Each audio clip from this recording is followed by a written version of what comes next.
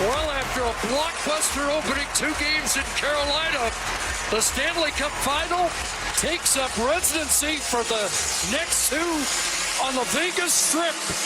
The series broke even at 1 apiece in Raleigh tonight. It's Game 3 from the Fortress. How about the ovation for Brayden McNabb? You saw the sparkle in the eye of Shay Thidor in his interview with Kyle Bukauskas, and you know that it is sending a ripple through this Vegas Golden Knights team.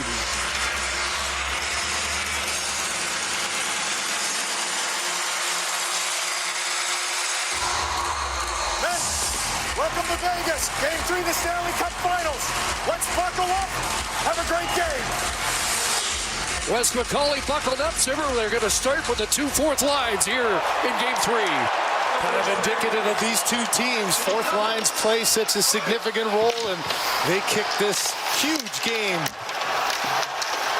William Carrier along the boards. Of course, the former Golden Knight got the best ovation of the visiting team. Did he ever? Sean Walker after, tied up by Kolasar. Jankowski sends it around. It slides out to center. Eric Robinson gets a bump from Cole Smith. Following up is Carrier. He can't barge through, and there is McNabb on this near side. Hard to believe that he is in the lineup after taking the 87-mile-an-hour slap shot in the face in game number 2. Well, what does that do for his teammates? Yeah, it's such a huge boost for your teammates. Hard to believe, but very believable for just a great hockey player, a strong guy, and it's a great impact for his club. Mitch Marner intercepts a pass, and he'll bring it back into the Carolina zone along with William Karlsson and the red-hot Brett Howden. It comes to Marner in the slot for Karlsson, can't get it through. And it'll be played onto the right side for the Game 2 overtime hero, Seth Jarvis, who stays on a line with Jordan Staal to start this 3rd game.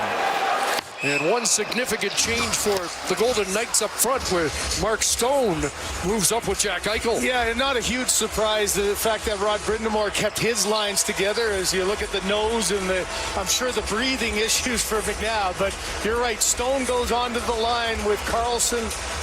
I think for Howden, and I think that's an interesting call. This one just for the face-off, but Stone's got that ability to make those plays. Dorofeev hasn't been able to get things going, and so a little tweak, I don't mind that on home ice for John Tortorella.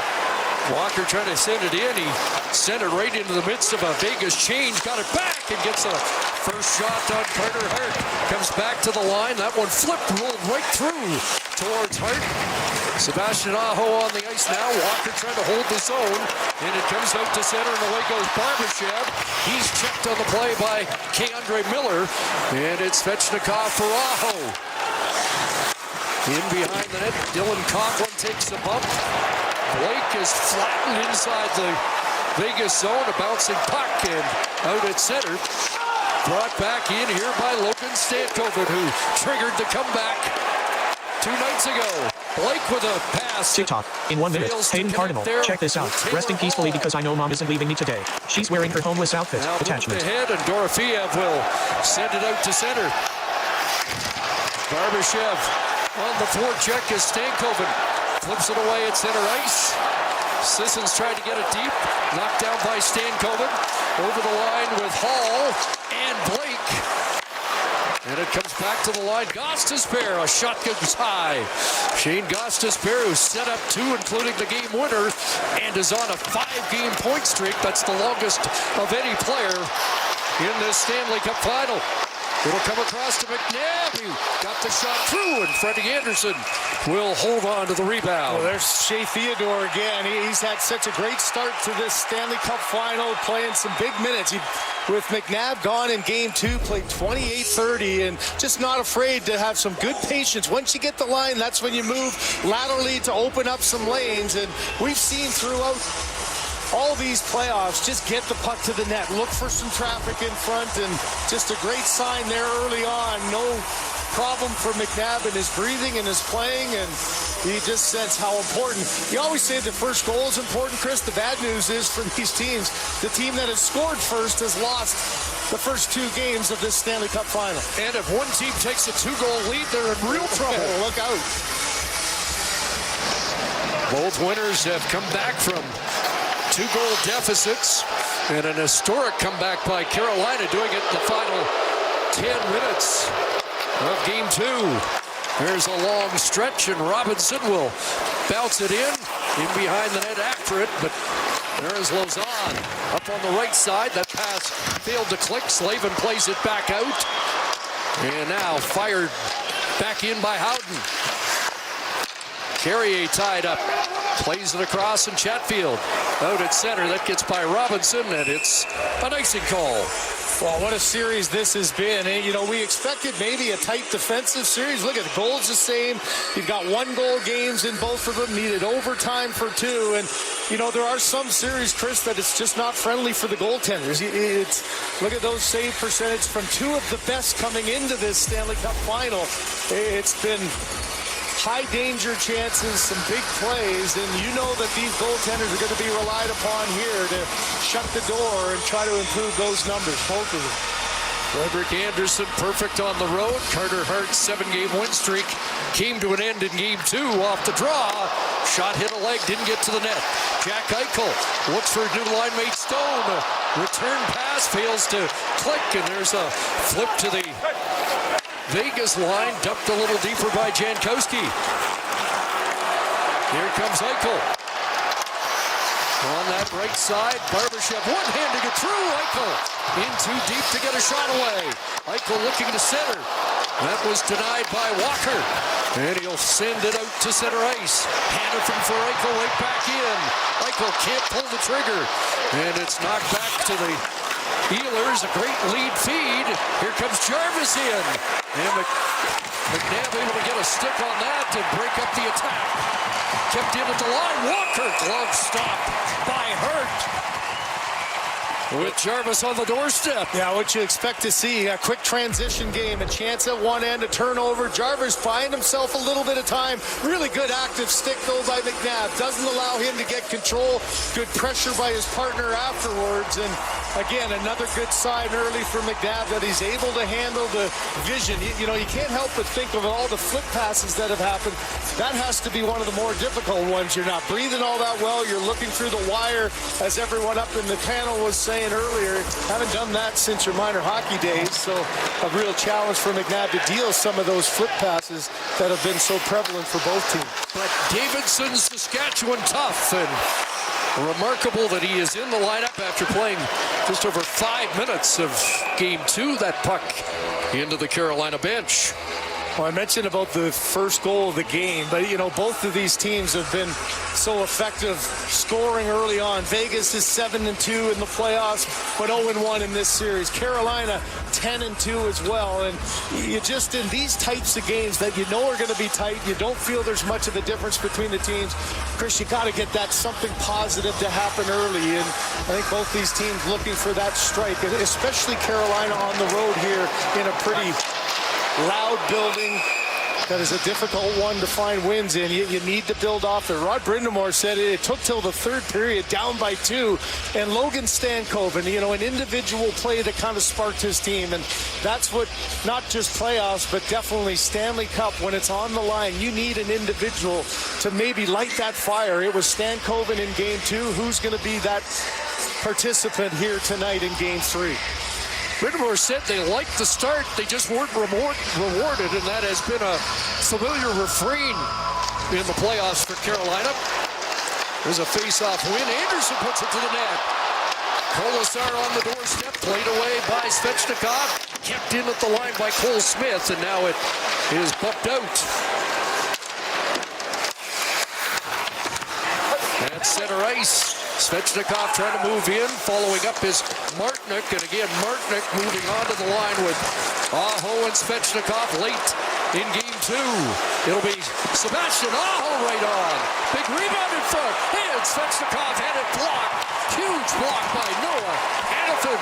Going to save the goal early. What a read by Hannafin. He's kind of in no man's land there. But Aho and Svechnikov stirring it up on this shift, looking for more from that top unit as it comes back to Chatfield. Early pressure, another shot right on. Turned away by Hart. Flipped away by Hannafin. Right back comes Chatfield, and he'll send it back into the Vegas zone, although nobody there for the Hurricanes as they're on a change. Here comes Tomas Hertl. Hero in game 1, and he was in the box for the Jarvis goal in game 2 in overtime. Lausanne chased back. It went off Jankowski in front. Carrier a backhand that deflects it into the corner.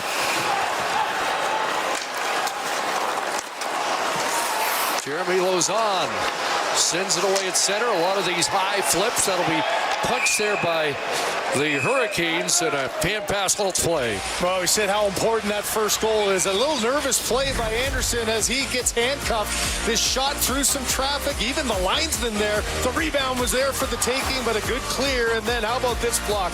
Hannafin with the kick save with the right leg to keep it scoreless.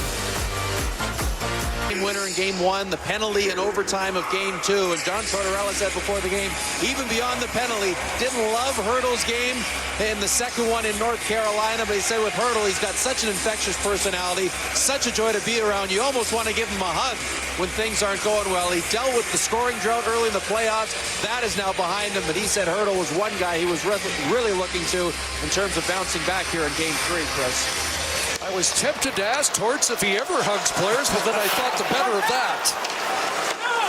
You'd be surprised.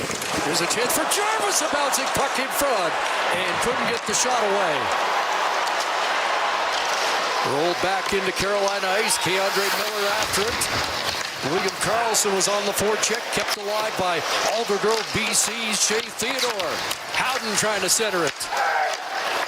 Flipped away by Walker, and there is Nick Ehlers down that left flank. 2 goals in game 1. Jarvis through with a big stop there on a redirect by Jordan Staal, who has scored in each of the 2 games in the Stanley Cup final. You know, good patience there by Jarvis. He knew that Staal was beating his man to the front of the net, just tried to time that, but that was a simple read for Carter Hart. He anticipated that and came out and made a nice little save on Staal. Nowhere to go for Staal in that tight. It's like a pretty confident start for the visitors. Yeah, that's where they play the same way as they do at home. There's not a whole lot of changes for this team, and Chris, that's one of the reasons why they've been so successful. They don't have to worry about matchups. They just get to their game. And this comes early on with a dump in. So what do? They dump the puck in. They get there first and then direct it to the front of the net. A bit of a broken play, but yikes, there's the little swing and the miss on that one, about, what, a foot up? And then a cross-seam pass, which you don't see that often, but you saw Jarvis just waiting there for Staal to get in position. He was in so tight, really wasn't able to hold on to that one and pull it back, and Hart makes the first save.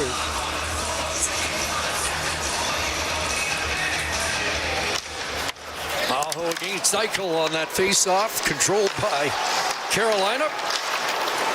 A slight edge for the Hurricanes in the face-off circle through 2 games. Flipped in by Martin. Around it goes, and Aho is there. At the line, Slavin sends it in behind the net. Jordan Martinick gets on it. Here's Martinick cycling it for Svechnikov. Back to the line for Chatfield. Back inside of the net. Andrei Svechnikov off to skeet to Chatfield's. Slavin sends it around to Aho. Tried to go rink wide. Great hand by there by Barbashev to knock it down. Slavin back, and Barbashev, the leading hitter in the playoffs, got a piece of him. Flying in as well was Kolasar. Comes back to the line. Here's the shot. The net is steered wide of the net. Tipped in by McNabb. Thidor again, and that off a stick and off target. Up with the puck is Stankoven. Back through center, he'll flip it in and chase after it against Thidor. Takes it away from Shay Thidor, and then it flipped over the glass and out. Well, you see these 2 teams play such a similar style. You see the dump in at one end. We've already showed a good scoring chance for Carolina. Well, that's exactly what Vegas does too. And when you got Barbashev coming in, you could see Slavin. He knew exactly the number. He knows he's going to have to take a hit to make a play, and then this one through the screen. That goes off the knob of Anderson. Chatfield wasn't quite able to get it. Thidor again, that ability for a D-man, move laterally atop the line so that you can get that shot through and not get it blocked. Had a good chance, and that was a close call and a difficult save for Anderson to make. Shay Thidor with 14 points in these playoffs. Here comes Dorofeev in. Dorofeev trying to sift it through, and a second try, fired it across the goal mouth. After it again along the near boards against Jankowski. Little jam there. Sissons with a skeet on the puck. Dorofeev tried to dig it out. There are 3 Hurricanes around it. 7 guys in there. It's like, how is it ever going to get out? Well, way back when, the whistle would have blown by now, but they're going to let him play on. You can hear Johnny Bear talking, or Chris Rooney rather talking, but nobody's listening. Sent to the line, kept in by Hurdle. There is Gostisbehere. Jake Gostisbehere only played 55 games during the regular season. He was 9th among NHL defensemen in points per game, so the production here in the postseason should not be a big surprise. Hart nearly had his pocket picked. Up it comes, and Marner turns it over. Scooped back in by Jackson Blake. Taylor Hall on it. Rasmus Anderson, an outlet that doesn't clear the zone, and Miller put that on goal. Sean Walker steps up. Here's Walker down low, and Hanifin recovered. A couple of good defensive plays by Hanifin in the opening 10 minutes. And now out they come. It's Brett Howden. Over the line, 3 goals in the series. Carlson looking for Marner. Keandre Miller with the high flip. Down for Thidor. On it though is Hall. Stankoven and back the other way. Stone on this left side. Barbashev. Tracked by Chatfield. Along the board, Stone nearly came up with it. Chatfield does. Gostisbehere takes a hit, but got it out to center. Stone, that was Seth Jarvis got flattened by Mark Stone. I don't think he was expecting that from Stone. He came right another again. 2 in a row for Stone. Hart's going to cover at the side of the net. We'll admire the physicality of Mark Stone. You know, you juggle the lines a little bit. John Tortorella looking for a spark. A spark isn't always scoring a goal. You get a new look, and there was just determination there. Forget about the puck, take the body. Not once, but twice. Stone meets Jarvis. Hurricanes have been road warriors 6-0 in the playoffs. This is their last road loss. It was April 13th, a shootout loss to the Philadelphia Flyers. And that win for the Flyers clinched them a playoff berth, and you know, they end up playing them in the second round, taking care of them quite handily. And the one thing you say about Rod Brind'Amour coach teams is the consistency and the way that they play. And you and I were just talking off camera about the way they play on the road, and their game is so similar to the game on home ice. There's not a whole lot of adjustments. They are a tough team to play on the road because they keep coming at you with the same style. They don't play a matchup game. They don't have to juggle lines around, and they just try to be as aggressive they can and get the forecheck established early on. They've done that here in this one. And have surrendered only 8 goals on the road in their 6 postseason games so far. That'll come back to Walker on his backhand to hold the zone. Sends it back into the corner. Carrier unable to move the puck. Martinook as it comes out to center. Now knocked away from Barbashev. On the move is Aho. 1-on-4s. He'll flip it deep to complete the Carolina change.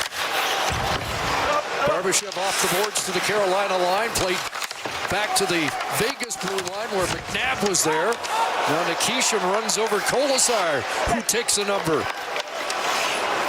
Alexander Nikishin deposits the puck in Vegas ice. Cole Smith along the boards. Gets away from Stahl. That one knocked out of midair by Gostisbehere. Anderson sends it around. There's Jarvis with the high flip as he was bumped again. That time by Nick Dowd. Here's Jarvis. Davidson steps into him. That's 2 flips against this pair, but both of the flips went to Thidor. So he's able to make the play. And as Kevin said, it'll be interesting to see, do you start targeting McNabb because of the face mask instead of keeping it away from Thidor? Theodore's pass out to center nearly didn't get to where he wanted it to go. Hurdle inside the line, sends it around, and Dorofeev after it.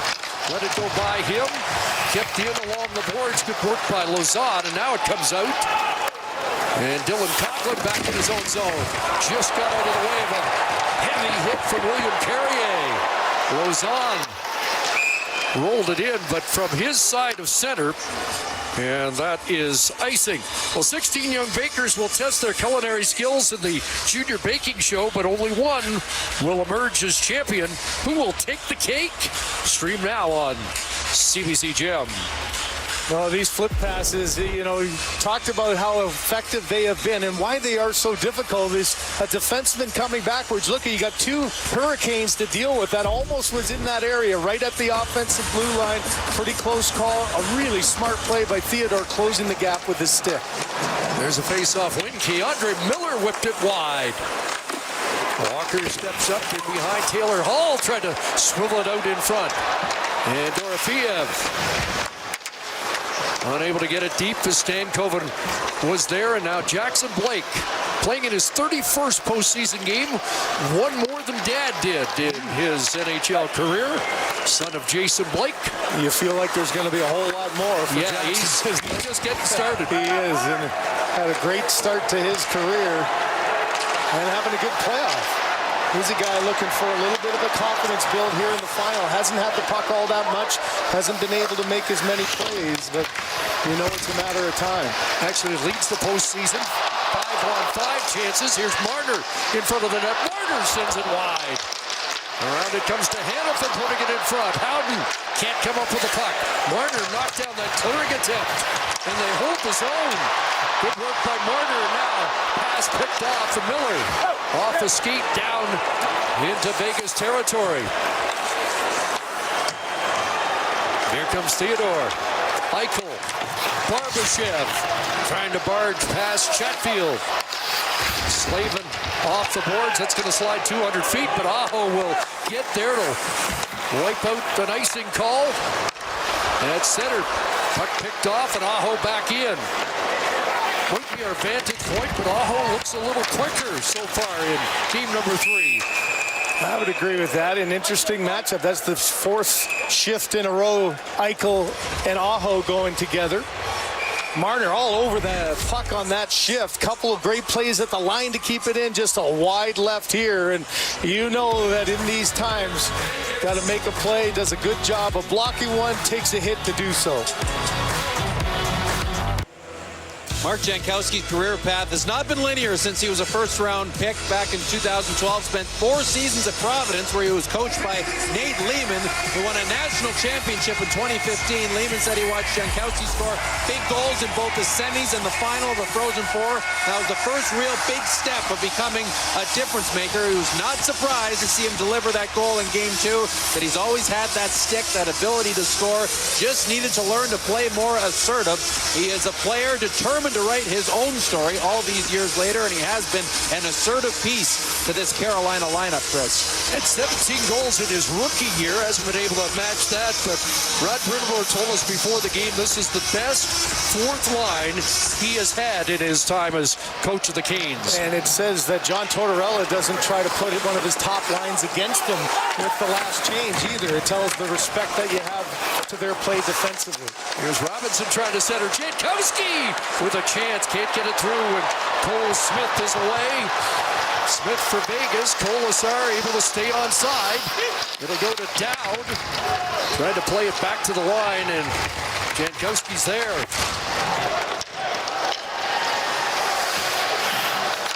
Jacob Slavin back for Walker. Under 5 to go. Here in the opening period of Game 3, and the home side stuck on 2 shots. Carolina Carolina's got 6 consecutive first periods, allowing 5 shots or fewer. Jackson Blake's in. Here's the shot by Hall, and that deflects out of play.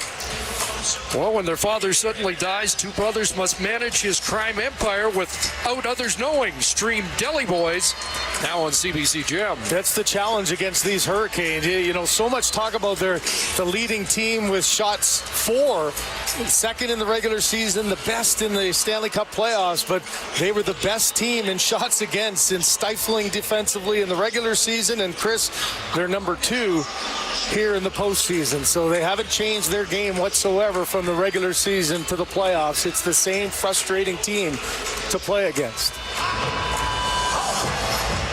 We'll be tracking this. Jalen Chatfield's gone to the Carolina dressing room. The puck kept in by the Hurricanes. Hall for Blake. Jackson Blake back, and Miller will double clutch there, and then the shot gets blocked. That's today's player never looks at the puck, right? And it just sort of stopped on him for a second, wasn't able to get the shot he was looking for. Stankoven gets it across, and Nikishin sends it in. Hall on the forecheck, played away from him. And now Davidson turns back. Up ahead off Eichel. And back the other way, Seth Jarvis. Here's Jarvis, the backhand forehand. And fought off by Carter Hart. Nice, dangerous dash by Seth Jarvis. So maybe the confidence getting restored by that overtime goal 2 nights ago. From the corner, Barbashev battles. Gostisbehere tied up by Marner. Pass in front, Carlson can't get it to the net. Now Ehlers knocked off stride, but got it to Jarvis. Back into the zone against Lausanne. Following up his Gostisbehere. He'll flip it where Carlson headmans for Marner. Redlining in. Under 3 to go in the opening period. Big hit from the forecheck, causing a turnover. Marner in front. Howden back. That shot goes high. Tumbling was Sissons. Howden trying to get it across for Marner on the other side. That one blocked. And they'll tie up in behind Frederick Anderson.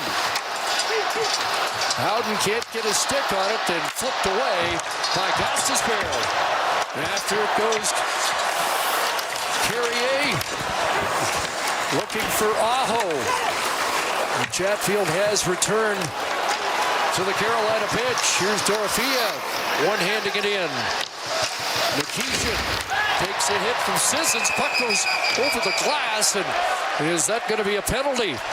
Quick discussion here, all 4 officials. You see Wes McCauley, his initial reaction was off the glass. I think the linesman is accepting that as well, but some really good chances here. Watch the depth play between the legs to the backhand, and just Carter Hart, although he was backing up in his net, able to get a piece of that. A good hard forecheck creates another couple of chances. That's one that Howden couldn't find, but then the shot to Sissons, and you could see bodies flying everywhere. Chris, we've had about, 5 or 6 of those times where you got 7 guys in one area fighting for the puck. The battle along the boards, as it always is, are so critical to keep plays alive, keep pressure on, or defensively try to make a play to alleviate it. You see Chatfield back, and now William Carrier has gone to the room for the Hurricanes. Just over 2 minutes remaining. That puck sent out to center by Carolina. There's Chatfield that goes off Ehlers. And down in behind the Vegas net. Coughlin off the stick of Eichel. And that's icing Golden Knights. Yeah, I find it interesting for Jack Eichel. Eichel's such a critical component offensively. Just 1 goal in his last 15 games. Mind you, 15 assists to follow it up. He's having a great playoff assist-wise, but just hasn't quite had that same flair and confidence with the puck. I thought the big goal he scored in Colorado from that right flank might ignite his goal scoring, and I just wonder if that's why the little tweak. Maybe a veteran guy like Stone can get him the puck in some tight areas, see if he can get on the goal scoring train. And Mark Stone's had a hot hand Goals in 3 of the last 4. Michael up the boards. And out comes Barbashev and Stone. Into the skates of Chatfield, who is able to play that back out. Here's Taylor Hall. And following up is Blake. Trying to break through, and Mark Stone intercepts the pass. Noah Hannafin. Carolina got it back. Blake there hounding things, but now the puck bounced back into Carolina territory. You can't feel that John Tortorella would be all that happy with 2 shots on goal with a minute to go on home ice. That as you mentioned, it's been one of the challenges is to get pucks to the net throughout this entire first 2 games. Montreal Canadiens know the feeling. They do, don't they? Out comes K'Andre Miller. May have a chance here. The backhand and stopped by Hart. Final minute, opening period.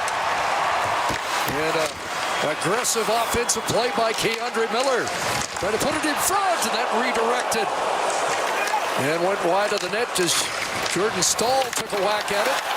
And now Walker takes his man down. Fans react. The officials don't, but there's going to be a reaction from the players on the ice. And again, we've said this entire 2 games and now 1 period. It hasn't been an overly rough Stanley Cup final. There hasn't been a lot of this with action after and big hits. But the one thing that Hannafin, watch his reaction to the speed of Miller. Didn't maybe think that he was going to be able to get that lane. I thought Miller could have cut right across and really created some havoc. A step up there by Walker. Down goes down. You know, the fans are always going to react to it, but this has not been a big common theme after a whistle. It's been whistle to whistle, keep your nose down, and here a really important defensive zone face-off if you're the Golden Knights. Carlson trying to win this, not allow any late offense for Carolina. And Aho gets chased out. So Martinook on the draw. It's won by Vegas. We've mentioned 2 shots on goal, none by a Golden Knights forward. The only shots from Braden McNabb and Rasmus Anderson.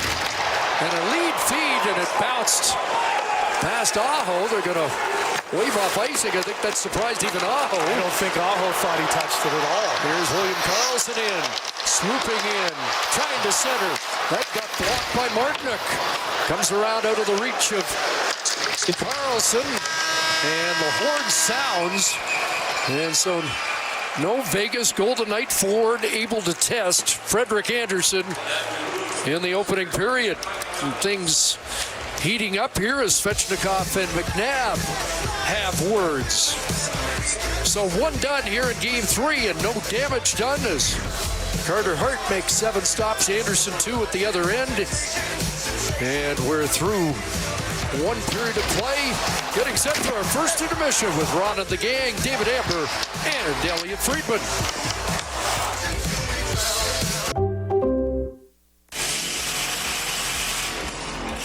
Hockey fights cancer. Now in its 27th year, has reached a remarkable milestone. The initiative has surpassed $53 million in total fundraising in support of cancer patients and their families. This season alone, the initiative raised over $9.1 million, making it the preeminent cancer fundraising initiative in pro sports. There's John Tortorella heading out onto the bench. Have a listen to what he said the day he took the job here over 2 months ago. And this is something I've self-talked for the time that I've been given this great opportunity, is get out of the way too. You know, you just get out of the way, and you can learn from them also. And you can see it with the way he interacts with his players on the bench. And you heard in the feature with Elliott in the pregame show that for him, pretty cool to change his coaching to a team that is ready to win. Surely he had plenty to say after only 2 shots on goal in the first 20 minutes tonight, but he liked lots about what his team did the first 2 games of this Stanley Cup final, Chris. Low shot total, but a high hit total, 25 in the first period. Well, it's a great reminder for Torts in that sense of a coach. You get to the the Stanley Cup final, and your team has been playing for almost 2 months at the most detailed, best they've ever played throughout the regular season. You cannot play playoff hockey for 82 games of the regular season. So you're getting a team on both these sides that are so dialed in. NHL, in 1 minute, McDavid wins Ted Lindsay Award. Oilers Connor McDavid voted most outstanding player by NHL PA Pierce for 5th time, tying Wayne Gretzky's record. He may be a player, but I'm sure it is to be a coach too, because of how your team is reacting to everything that you put in front of them. So we start the second period. Aho across. Svechnikov with a hot shot that missed the target. Vegas has outscored Carolina 3-1 in the middle frame. Patreon, so far in 1 minute. Series. There's a shot for Barbashev that gets the forwards on the board for the Golden Knights. By the way, 3 forward shots for Carolina, 4 by their blue line, so not a whole lot. A chance here. Mark Stone scores!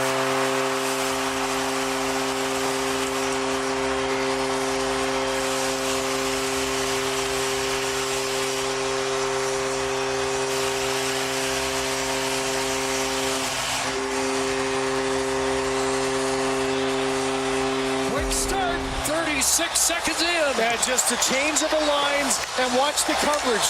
2 guys on 1, that'll leave Stone all by himself. As Tortorella said, sometimes get out of the way. Well, let your top guys play. You change the lineup, you start them for the second shift coming out, and it's that line, the Eichel line. You can see just above the stick in the 5-hole not open. Anderson knew he didn't get all of it, just got a piece of it. Offside prior to the goal. But an offside challenge. I didn't see that on the live. We'll have, you know how this goes, Chris, so often. Goaltender interference. Does he have control? Okay, so he doesn't after, but the distinguishing thing to decide here is, did he have it when he started to get the puck control? You can take it off if you're moving it into the line, but you see how quickly Brett Howden on that hard pass. The argument on Vegas side, does he get it and take control? If he's deemed to have control of it right here, then you can, I think because it's not a sort of continuation, I think this probably is going to be one that will come back. Devin Berg and Matt McPherson taking a look, and doesn't look like they need much time. You know what I mean? If you're carrying it, you can take it off because you're deemed to have under control, and they're just double checking to make sure Wes McCauley going to have a talk. I thought he was going to make the announcement, so maybe they're not done yet. Maybe they're having a second talk and opinion. Chris Rooney has the verdict. After video review at 19:26, the play was offside, no goal. Boy, here's playoff hockey, isn't it? Think of the last game with John Tortorella challenging the goaltender interference, didn't get that. Power play came for Carolina, and they scored on it, but this is the right call. If he had just been able to corral it a little bit quicker, but unable to, Stone gets in all alone, and that look says it all. The highs and lows, the emotions that you go through, thinking you scored a big goal, now you got to get back to work. Carolina now 4 for 4 on their challenges. So on their offside challenges, so it is. Yeah, that's the difference, isn't it? The goalie interference and all that, it's a whole nother crapshoot. William Karlsson away. Here's Karlsson over the line. That's sent wide of the net. Keelan Chatfield for Slavin. Up the boards, it's cut by Coplin. Flipped away by Slavin. Brought down by Jarvis, but Noah Hannafin. Karlsson gets it out to center. Chris, those flips in the first period, Carolina with 7 of them. Vegas only able to utilize 3. I think it was the opposite in game 2, but it's been a real big part of Carolina's game plan. Look at this one. High flip, Jackson Blake came down. Boy, that had some hang time, didn't it? Gostisbehere back. Here is Nikisha looking to get it through. Off the inboard side of the net, Carolina recovers. They've got a little momentum after the successful challenge. In behind the net it goes for Hall. Taylor Hall. Checked there by Dorofeev, trying to get it back. Sissons plays it back. A loose puck here that Blake's going to get on first. Jackson Blake, Taylor Hall, and Hart just got a piece of that. They keep it in again. Twice now, Vegas has been unable to clear the zone. Shay Thidor stopped and started, couldn't catch up to that. Stankoven along the boards, trying to tie up Dorofeev. Out it goes, and that'll skip past Hurdle. Back comes Carolina. Over the line, it's Carrier. He is checked on the play and rolled to the Hurricane line. Off the bench, but it's Dorofeev in. His shot off a stick wide. Tomas Hurdle back for Dorofeev, who hasn't scored in 5 after 10 goals in a 10-game span earlier in these playoffs. That knocked down, and Carrier looking for Gostisbehere, but he was headed to the bench on a change. I think Carrier thought it was a forward, didn't realize the end of a shift for Gostisbehere, and kind of passed it to nobody. That one turned over, and Walker looks up ice. Another long stretch for Jankowski, who gets leveled by Lauzon. Around it comes for Dowd and Kolasar. Chris Rooney goes for a spill. Jordan Stahl checked there by Kolasar and forced back behind his net. Now Walker up ahead it goes. Over the line is Ehlers. Nick Ehlers to the far side. That's under the reach of Jarvis. Trying to get it back from Jack Eichel. That tapped past Jarvis. Now on the left side, doesn't reach Ehlers. Do you get a feeling the hits are getting a little meaner as this game goes along? I mean, you get to the point where you're kind of sick and tired of the same battle. We've seen guys not just finishing their check, they're trying to explode through them now. Seems to be impacting the execution as well. Here's a chance at front Stone. Big right pad stop.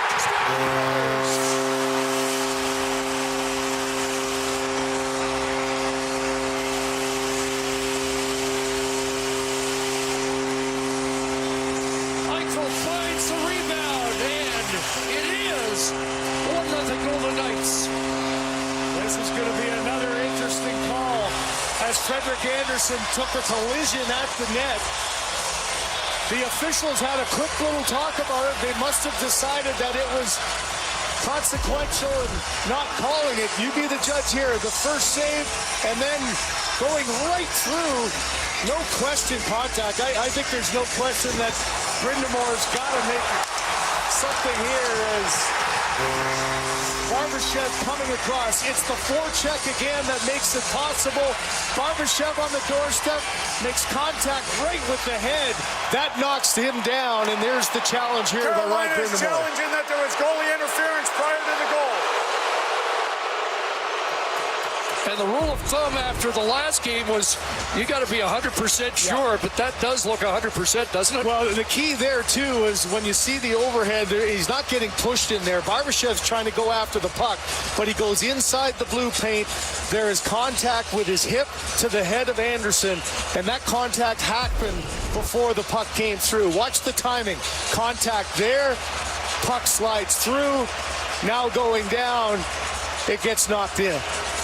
Not only the After contact. video review, there was goaltender on the play. No goal interference.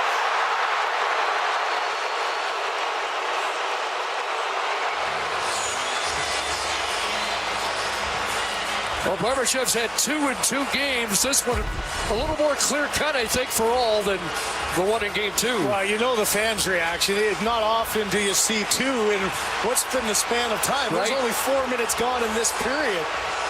So they're reacting to it in the way you would expect. But that was a pretty easy call for Rod Brindamore, in my opinion. So it remains scoreless, and the Hurricanes 2 for 2. And here comes Carolina. Sebastian Aho drops. Svechnikov. Hot shot. Howden will turn it the other way. Well, the fans in an uproar here, as you would expect in Vegas. First Stone, and then Barbashev. And here's the steal by Aho. Trying to work his way in. Tied up by Thidor. Marner flips it off the glass and out. Just a different pace, isn't it? It happened after the last one was called off as well. Carolina tried to push the pace now. You just get a sense for Vegas. Got to get the level of play up to a higher one. What a series. It has been. Jackson Blake, the aerial, that'll skip past McNabb. Thidor off the boards, but not out. Gostisbehere got on that. Into the corner for Hall. Up against Thidor, who rubs him out. McNabb ahead, and now Colasar across, and Shay Thidor redlining in. Colasar. Now unable to come up with that behind the net. It's sent 200 feet. That's icing Carolina. Get game-changing internet and Canada's most reliable internet. Rogers Xfinity. We got you. Well, how about for Rod Brindamore? 2 goals were overturned that the Vegas put in the back of the net in 3 minutes and 24 seconds. From a guy who's pretty much lived it all and seen it all, even that one in the Stanley Cup Finals, pretty incredible how this game has gone on. Now can you take advantage of it if you're the Hurricane? The Eichel line out on that offensive draw, but it's flipped away to center. Coughlin and Hanifin together. And here is Coughlin sending it in.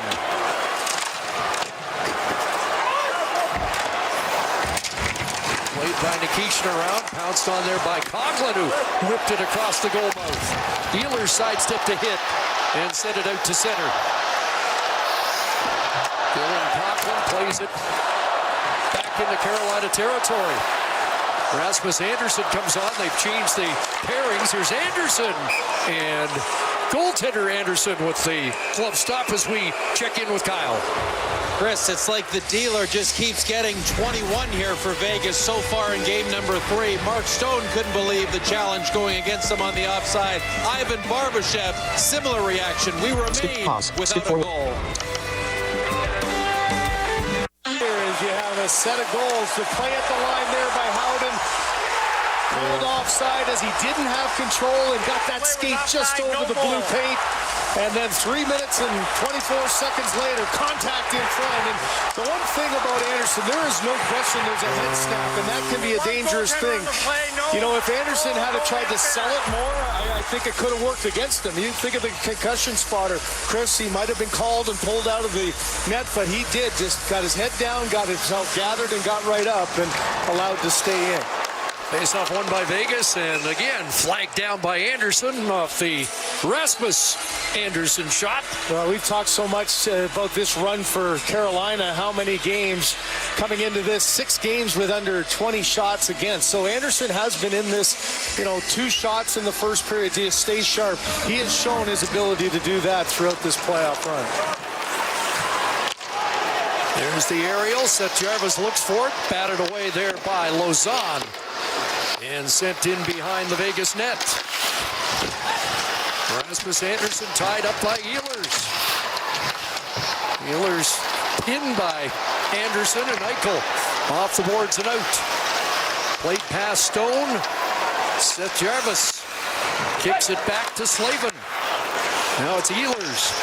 That pass broken up by Lausanne. Now fired back in as Ehlers is knocked down. Lausanne regroups with Rasmus Andersson.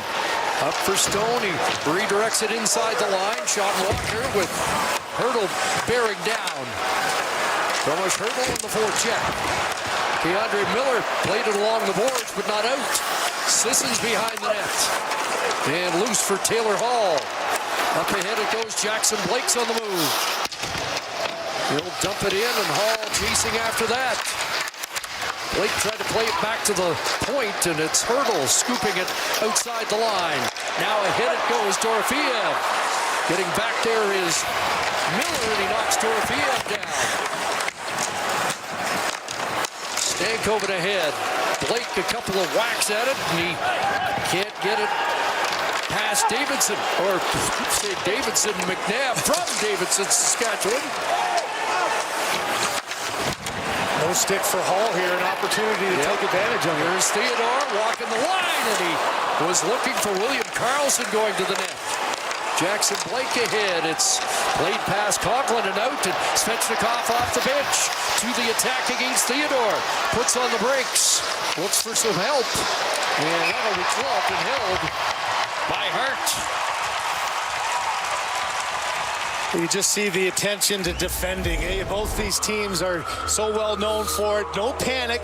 Don't overreact. Just get in on the body. Takes two little whacks there on Dorofeev. Doesn't allow him to have any free space. And, you know, as a winger there, when you've got a guy lunging at you, you're just trying to be able to get him off balance and be able to slide around him. Just a really good defensive play there by Miller to get right into the body. Twice able to take him and pin him against the board. Aho against Karlsson, won by the Golden Knights. Noah Hannafin. A lead feed past Marner. Nikishin back in his own zone. That played past Marner and dumped back out. At center, Howden bumped off the puck. That pitch door opened up. Went into the door. Yeah. And the puck out of play. CBC has the news you want your way whenever you need it. Get the latest news at cbcnews.ca or download the CBC News app. Hannafin's in a little trouble here. You can see he's hardly moving his right arm at all. Had a quick little talk with the trainer and a quick movement. That is not a sign you'd like to see of your teammate. He's barely making any movement. And a very important guy. Oh, yeah, such important minutes. We've already seen how much ice he covers on both ends, up and down. But, Chris, this has become a little bit of a nasty game. As I said, you cannot watch any pass that you're making. You know you're going to get hit this second that the puck gets close to you even. It's now 33-16 in favor of the Golden Knights. Anderson sweeps it around. It gets past Slavin and out. Sent back in by Jankowski.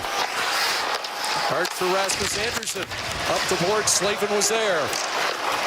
William Carrier against Rasmus Anderson. Jankowski in support. Robinson had a play past him. It's off the glove of Slavin. And so that's a hand pass that will halt play. Let's go back to Hannafin and see if we can find anything that will explain what happened. And there's a, just got hit in, so that's your right shoulder. Remember I said he wasn't really moving.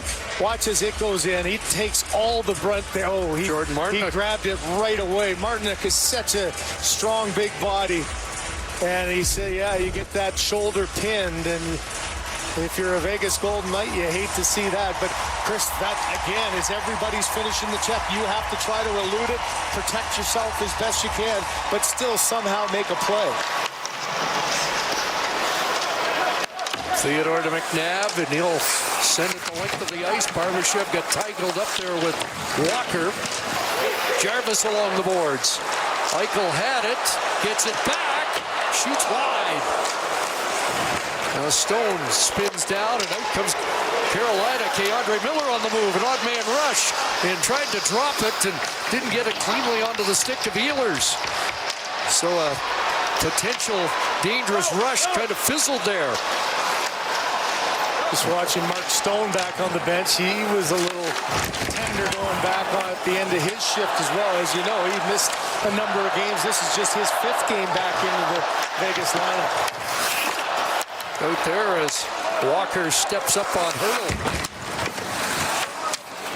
Well, the first game of this series was the first time since the opening night that Vegas had the full complement of players. Hurdle ahead and knocked off the stick with Marner. And we've got a penalty coming up.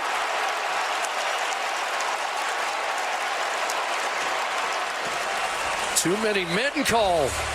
Looks like is the penalty against Carolina. Carolina penalty, a bench Marner penalty. Well, here's just the last. Oh, he just awkwardly. Look at him grab his groin just for a split second. And you be the judge. Pretty easy call there. 4 plus 2, and they don't make.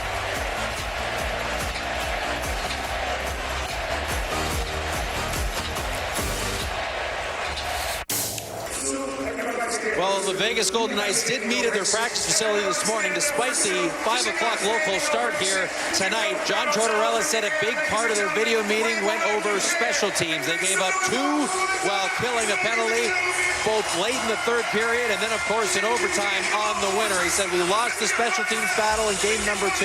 An opportunity to get an edge here coming up. The first power play of the night going to Vegas, Chris. And Kyle, they were 0 for 4 in game 2 and had 1 shot on goal. There's one right off the hop from Mitch Marner after a face-off win. Eichel on the ice with Hurdle, Stone, and Dorothea in front score. Torch, Hurdle, and now it is 1-0.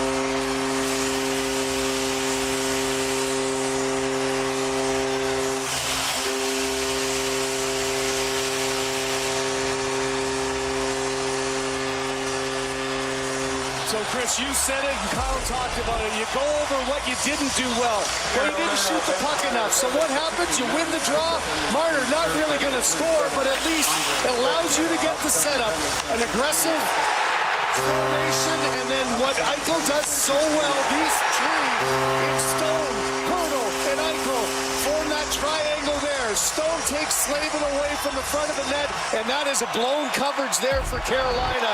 Inside positioning by Hurdle, scored the beauty goal in game 1, gets another here, the first goal of the game for the Vegas Golden Knights. And William Karlsson loose, but fanned on the shot. Spun in front, score! It goes off Walker, and it's 2-0.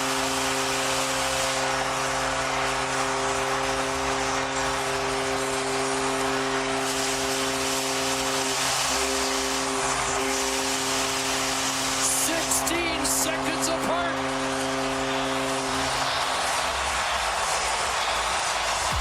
So it took 3 minutes and 24 seconds to take 2 away of the Vegas Golden Knights. And there, Karlsson fans on the shot, a no-look shot, whatever you want. And it's been that kind of a playoff for Mitch Marner. Speech on. Walker Pause. has Skip to forwards feel 15 seconds. For his goaltender, just simply trying to make a play. But Chris, another reminder how momentum can swing in these games so quickly. A frustrated Vegas Golden Knights losing 2 goals, score 2 in less than 20 seconds to take yet another 2-goal lead in this game. So Marner a goal and an assist, 26 points in the postseason, which ties a Golden Knights record set in their Stanley Cup run by Jack Eichel in 23. Another shot from Dowd. Pressure from the Golden Knights, energized by the 2-16. Playoff number 48. Well, if at first you don't succeed, try, and on the third try, they get 1 on the board and get a big break right afterwards. So to this 2-goal lead, stand up. Icing call against Vegas. So a goal for Marner is 8th, and now 26 points in this terrific playoff run. Yeah, all Mitch Marner's worried about is those numbers in 2023 ended up with a Stanley Cup win, beating the Florida Panthers in that one. It's been a wild ride, but a really productive one for number 93, and just back-to-back involved in both of these Vegas goals yet again. Order from Michael and Marner, then Marner from Karlsson and Thidor, the first of the 2. Power play goal for Vegas. Here's Walker trying to get it back. That's stuffed. Aho, Miller, Walker, his shot knocked down in front. And Mark Stone off the boards out. Laid back in by Martinick. Tagging up his Walker. Mark Stone ahead. That ricocheted off the body to Eichel. Jack Eichel trying to go wide on Miller. Unable to center that, and Svechnikov is there. Up the boards, not out. Stone for Eichel. He'll send it back around. Barbashev up against K'Andre Miller. Those two continue to battle. Gloved down by Dorofeev. Pavel Dorofeev sidestepping. And Anderson the save off the Dorofeev shot. Well, just one of those critical moments in a game when things happen this quickly. You know, you go through these emotions to get to this point. But in a pivotal game 3, you know, the difference between being up 2-1 or down 2-1 is so significant that if you're the road team like Carolina here, you got to just survive this next little bit, Chris. Try to regroup here. The 2 goals in succession are just a killer at any level, regular season or not. But when you get to the Stanley Cup final with so much on line, it's even that more damning. Big turnaround of the shots, 9-2 in favor of Vegas here in the second period. Chatfield unable to clear. Chatfield battling along the boards. Dorofeev there. Hurdle was on the scene, but the puck comes out for Coughlin. Right now, Carolina, you got to make some plays under that pressure. You know you're going to get hit. Get there quickly, quick support, and take the pressure off with a couple of good support passes. Here comes Ehlers in. Nick Ehlers placed it to the net. A rebound. Knocked away from the front of the net. That shot ricochets back to Slavin. Knocked down by Hurdle. Up ahead, Colt Sissons. He'll fire it off the blocker of Anderson. Like he got all of that.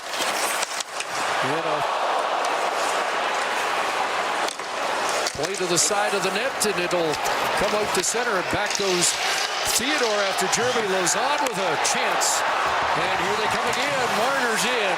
Across, it's McNabb in front.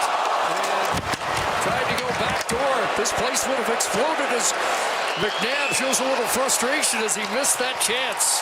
Well, back-to-back chances, just the transition game and getting some open ice. Sissons gets away from traffic, gets in all alone. I think this hits the knob. Right? Yeah, it is a good position there. And then how about McNabb? Fakes the shot, tries to go tape to tape to the hottest guy in the playoffs. He's a little frustrated there. Howden couldn't get a piece of it, but a nice job jumping up and making something happen. They have taken over. Here's Marner with it. And the glove stopped by his old teammate, Frederik Andersen. Well, Chris, the 2-goal lead has not been friendly to he who have it in this series. Game 1, Carolina, that blistering start with the Ehlers 2 goals ends up with 4 for the Vegas Golden Knights. And then, of course, Game 2. Not often you get 11 minutes left in the third period on home ice down by 2. Somehow Carolina able to come out with the 4-3 overtime win. What's the script for tonight? We'll have to, I guess, keep watching and figure this one out. Rod Brind'Amour felt like Game 2 felt exactly like Game 2 against Montreal. He'd like this one to feel exactly like Game 2 against Vegas. But they have some work to do to Google, in 1 minute, momentum. the Times of India. Cake for dessert. Trump orders Artries food at ICE detention facility after complaints. Says he couldn't finish it all. Attachment. Cup for these teams, and neither of these 2 teams have won Game 3 in the first 2 attempts. So someone's going to get their first Game 3 win of the Stanley Cup Final tonight. There's Walker winning a battle to hold the zone. Now it comes out.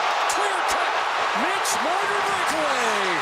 And post up by Anderson. So mark that. Big save by Anderson to keep them alive. But Marner again. Backhand scores.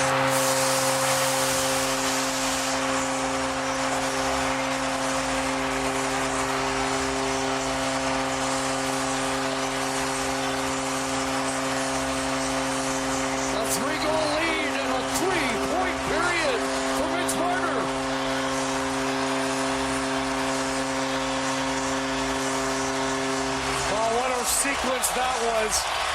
Just a great play on a transition. Gets Miller caught. A little flip pass by Howden. Miller can't get a hold of it. Marner puts it ahead to get some separation. Can't hold on to it and runs out of real estate. But stay on the puck. Sooner or later, mistakes are going to happen. It's Carrier who can't make the clear. Marner's not going to miss twice. He's got Anderson deep. Got Anderson down and does a fantastic job of using his mobility to the outside. What a season in the regular season for Marner, but what an amazing playoff just continues there with back-to-back goals. Facebook. In 1 minute, North Metro Chorus. Last night, North Metro Chorus gathered for installation. Ellipsis. Attachment. 14:32, the time of the third Vegas goal. So they've scored 3 in a 4-minute and 6-second span. Puck kept in at the line. And there's the shot going high as Cole Smith moved up. Gostisbehere trying to settle things down. Out comes Carolina. And now the second period in this series is 6-1 in favor of the Golden Knights. Gloved down by Chatfield, played it back in. They tag up, and that goes off a stick and into the seats. And even Barbashev looking up there to make sure everybody's okay. Mitch Marner is 2 goals and an assist here in this second period. Pause. Skip forwards 15 seconds. 15 seconds. Why they couldn't protect a 2-0 lead, so I guess the answer is make it a 3-goal lead. You know, it's amazing. Technically, they've scored 5 goals during this period, getting the 2 disallowed. But, you know, it's another reminder of how quickly things can change. And when you get to this level, it's just the consistent pressure that they've been able to put on forces players to make mistakes. And a couple of mistakes there. Miller with the pinch, can't control the puck. That frees up Marner. Marner follows it up again. A shot by Marner get tipped in by Walker. You know, this is a challenge now for the Carolina Hurricanes. Can you settle yourself down, get one here to try to just chip away? Jarvis in, and in deep for Zealers. He takes a high hit from Lausanne, and Stone will send it away. Just over 4 minutes left here in the second period. Shots 12-5 in the middle frame for the Golden Knights. And bounced down, icing against Vegas. Well, how about the year for Mitch Marner, though? You know, all the talk and the frustration throughout his time in Toronto, not getting past the second round. Now you get an opportunity to get to the conference final and here into the Stanley Cup final. An assist in Game 1, a pair in Game 2, and how about this second period in Game 3? 2 goals and assists, and he's got this crowd energized to the tilt. And now over a point a game in the postseason. Marner playing in his 89th game. 3 points gives him 90 career postseason points. Off the draw, Carolina win. Bouncing puck in front, and Carter Hart able to get the mitts on that. Well, that's the first time in a while we've really seen Carolina. Okay, can you execute something? Win a draw, get to the front of the net, create a little bit of havoc. Carter Hart looking through the bodies in front. The rebound was there, but Hall just kind of got drifted out, unable to find it. You know, for Rod Brindamore and his team, he always says, can we get back to our game? They've lost it here in the second period. They need to try to find it quickly, or this one gets a little out of hand. They win another draw. Nikishin down low. A jam play here, but puck knocked off the stick of Hall. Howden doesn't clear. Carlson flips it away. Marner was in behind the defense, but the puck doesn't arrive, and it's gloved down by Hart. Shay Thidor up ahead. There's the stretch. Howden's in. Brett Howden, and he is stopped by Anderson. So another breakaway opportunity. Gostisbehere shifts gears. Over the line it goes. Blake gives it back. Shane Gostisbehere back to Blake. Jackson Blake to the line. Nikishin fanned on that. Mitch Marner loose again. Marner ends.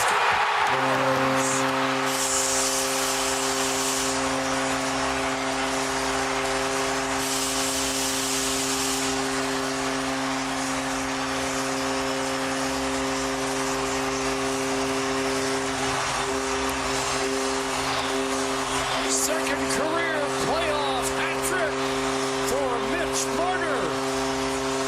Well, you talk about running the table. 3 in a row for Marner has done just that. Fans appreciating the hats and the hat trick. The hometown took a while to get things going here, but man, is this second period just taken off. How about Carolina, though? Defense getting caught. Nikishin gets caught. Howden Gets in all alone. Anderson able to shut the door. Chris has a right-handed shooter. This is the ideal placement of a shot. Over the pad, underneath the blocker. He knows he's getting pressured, so it forces a shot a little earlier than even Marner would have wanted, but just a brilliant effort. You know that the energy's high coming off the two, and he just unloads. Blasts that one past Anderson for the hat trick and 4-point night. It's a natural hat trick as he scores 3 in 6 minutes and 10 seconds, and the bench for Vegas in celebration mode. Well, what a night for Mitch Marner. Chris, every fan in this building has a towel with his number and his face on it. They've been waving it all night. And you can tell, just trying to catch himself there, it's almost a dream. You dream about these moments as a young kid playing either on the outdoor rink or in the driveway, and there's Mitch on the towel. They're not throwing the towels on, but they're willing to get rid of their hats for the Hattie. They're definitely not throwing in the towel tonight. No, they're not. And what a response. I can't remember a period where you have the 2 goals disallowed like we saw. You know, you talk about it affecting your team. Rod Brindamore looking at his group now. That's back-to-back shifts where reliable defensemen have made the poor read. And right now, the flow is going the way of the Vegas Golden Knights. The faces look at all, the body language on that Carolina bench. See a lot of things in your journey to get to the Stanley Cup Finals. Can't imagine that has to feel very good on that Carolina bench. Martin couldn't clear the puck on the one chance. That kind of started the ball rolling. And now Mitch Marner, 3 straight goals. That's still coming down here. So 4 goals in 6:26, and the last 3 by Marner in that span of 6:10. Almost felt like for 1 or 2 shifts, Carolina had a little boost after the 2 goals disallowed. I agree. But then Vegas turned the tables.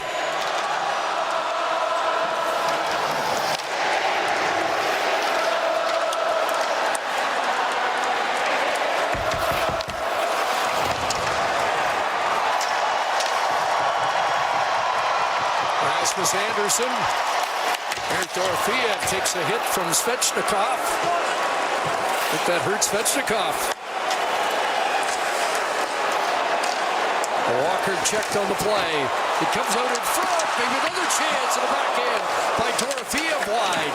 You think you're 1 more goal away from seeing Freddie Anderson maybe getting a little bit of a rest in the night out. I'm not pinning anything on Anderson at all, and nor would Rod Brindamore. The only saving grace is you got 2 days off in between. This has been a tough transition from a game in Carolina, a long travel day. Svechnikov, as you mentioned, looking a little worse for wear as he gets hit right here. There's been a lot of hard hits going. He was the hitter, but that one actually hurt him more than the recipient. By the way, the last natural hat trick in a Stanley Cup final, Sam Reinhart. Last year, Game 6 against Edmonton. Well, how about here in 2023, Game 5 against Florida with the cup in the building. It was Mark Stone, the empty netter, to get his hat trick, and that gave the Vegas Golden Knights their first Stanley Cup. In behind the Vegas net. Wheelers after the puck. Back to the line. Gostisbehere. Watched by Kolasar. Gostisbehere across. Nikishin rifled that. And it boomerangs back in the Carolina zone. Gostisbehere, that picked off by Dowd. Gostisbehere will try again. He leaves it for Jarvis. Up ahead on the tape for Ehlers with Stahl. Nick Ehlers. Checked by Eichel. Jarvis keeps it alive. Thidor takes over. Off the boards and out for Eichel. Eichel puts on the brakes and spins that behind the net where Stone goes after it. I guarantee you John Tortorella's remarks after Game 1, a pass very similar to that for Eichel gets picked off when Carolina scores. The TV timeout, don't go east to west. Eichel thought about that one for a second, held onto it, and put it safely behind the net. No risky plays now with the 4-goal lead. Taylor Hall back to the line, slaving a shot that goes wide. And all this ignited by the first of the series for the Golden Knights. Final minute of an enormous second period here for the home side. Slaving ahead in the skates of Blake. Taken away by Stone. Up ahead it goes Howden. Howden trying to cut it in. And off Anderson into the corner. McNabb slipped past. Marner again.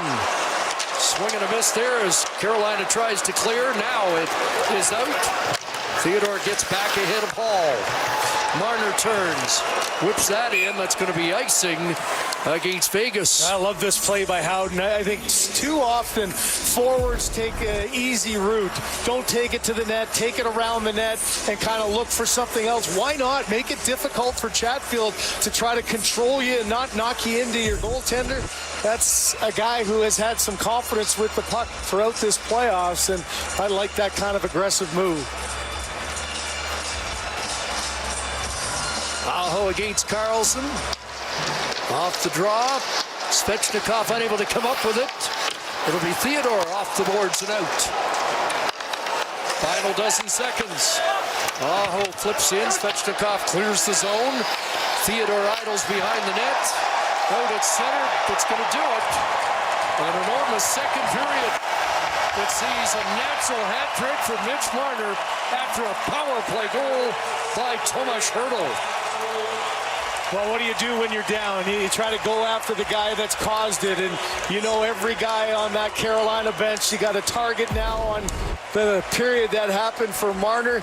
Just a little bit of a nudge. We're not going away. Follow it up, another play. Nothing too much. Breaks the stick, but you got to find a way to stay in this game, stay in this series if you're Carolina. But man, what a second period by the home team. 14-5 were the shots on goal in favor of the Golden Knights. Mitch Marner had 5 and 3. Clock rope, skip forwards 15 seconds. Back with the net. 4-0 through 2 here in game number 3. Ron and the gang, David and Elliott coming up with our second intermission. But they always work like a team. Join Team Taylor on Friday Night Lights. Stream now on CBC Gem. Saturday night in Vegas, and it's time for delivery of the game presented by Instacart. Get groceries delivered in as fast as 60 minutes. It was less than a year ago that Mitch Marner put on the Vegas Golden Knights uniform for the very first time. He had hoped to deliver a moment like this here in game number 3. Back then, he has not been interested in talking about the past that much all through the final. He has said he has always put the most pressure has come from himself. He has delivered a historic, a franchise record type night here so far already with a hat trick and 4 points in that second period. The towel said it all, and 20 minutes still to go for Marner and the Golden Knights. You heard the panel talk about it in the intermission. What would they do in the Carolina goal? And there's Brandon Bussey, his first appearance in a Stanley Cup final, Chris. What a first appearance in the postseason after a tremendous first year in the league at 31-6-2. So I don't disagree with what Kelly said about the reasoning behind, but I do fully agree with what Jen said. I was in that room when Rod Brind'Amour was asked about Bussey. He said, well, yeah, if he comes in, we're going to be in trouble. I can guarantee you Rod will get that question at some point. I'm sure he won't like it, but it is a little bit of a damning reality of that second period. See how his team will react here in the third. In a single playoff year, Mitch Marner's high prior to this season in goals was 3. Yep. He did that in just over 6 minutes in that second period. By the way, the only players that ever scored 4 straight in a Stanley Cup final, Newsy Lalonde in 1919. Here's Gostisbehere at the line. Swung in by Svechnikov. Eric Robinson on it. William Carrier not available for this third period. His night is done with an upper body. Aho's on it. Here's Sebastian Aho on that left side. It comes across for Blake. His shot goes wide. Taylor Hall on it. Back to the line. Miller stuffed up there by Carlson. Out it comes for Marner. He's got Howden with him. Marner to the net. And a shot on Bussey, who makes his first stop of the night as Marner gets another grade A. He's going after Newsy, I guess, huh? He must have heard you. Kept it at the line, McNabb. William Carlson. Brett Howden looking for the Marner stick in front. It'll be Braden McNabb, no shot. Marner's got it again. Mitch Marner in the slot, knocked off his stick and out. So you're Carolina, you're reeling through two, and this one probably out of reach. What's the main objective here in the third? So what comes to my mind is my captain who's in this building, Mark Messier. Get back to that. Mark Stone is in and just missed. That's what I always say in these moments. Every shift matters. Everything is a pile-on of your shift after shift. If you let this Vegas team know that you're down, you're not going to fight, you're not going to try, that's something that they take forward. And you have to show them that you're not going away. You got to get some hits in. You got to show your energy, be a professional here. And I always gravitated to that. You're never going to necessarily win this game, but you're building for what's left. And there's lots of this Stanley Cup final left, no matter what happens here tonight. Probably broke a few sticks over opponents in this kind of situation. He did, but 6 Stanley Cups later, I value his opinion. Send the message. Yes, exactly. Dylan Coughlin. That one bounced off the boards and out to center. Approaching 3 minutes of the third. Nick Ehlers. Turned back by Dowd. Now up ahead it goes, and that pass for Robinson. He'll send it in. Jordan Staal's on it, trying to get it to Ehlers. That doesn't work. And it's flipped away. Cole Smith trying to come onto it. Smith with 7 hits and a penalty upcoming. Chris Rooney with the call.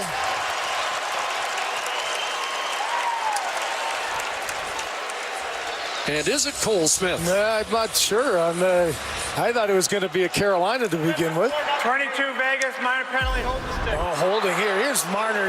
Imagine that after all the excitement, just able to hold on, just trying to get the puck was Hall, and you could see Walker backed in too, and then Stone. Just a rolling puck, tries to get control and goes top corner, right off the knob. You know, that you got to remember that Bussey is a right-handed catching goaltender, a little different. That might have been a goal the other way on Anderson. There's the little tug. I thought Smith thought he was getting interfered with, and that might have been the call. But so here's where you stack something up. Nothing's going right. You got a power play with 16:45. You score here, and then you continue to build and move on. That has to be your mindset. You have to find a way to score on this power play if you're Carolina. They did score in their last 2 of game number 2, including the winner, and Aho fans on that. A playoff record 11 power play goals for Sebastian Aho. Bussey out of the net, and Sisson's trying to force a mistake. I just saw that Aho miss too, and there's another one. Guys need to get confidence. Maybe you get a goal, like you said, Jarvis's goal gave him a little bit of life. A guy like Aho, put that one-timer in the back of the net, maybe you're a different player for game number 4. Ehlers upended as he crossed the line. Now they're back in. Right side, too far for Jarvis. He'll swing it back for Gostisbehere. And Marner takes it away. Short-handed breakaway. And Marner cut down. Will we see a penalty shot? Yeah. We will. Well, New Zealand.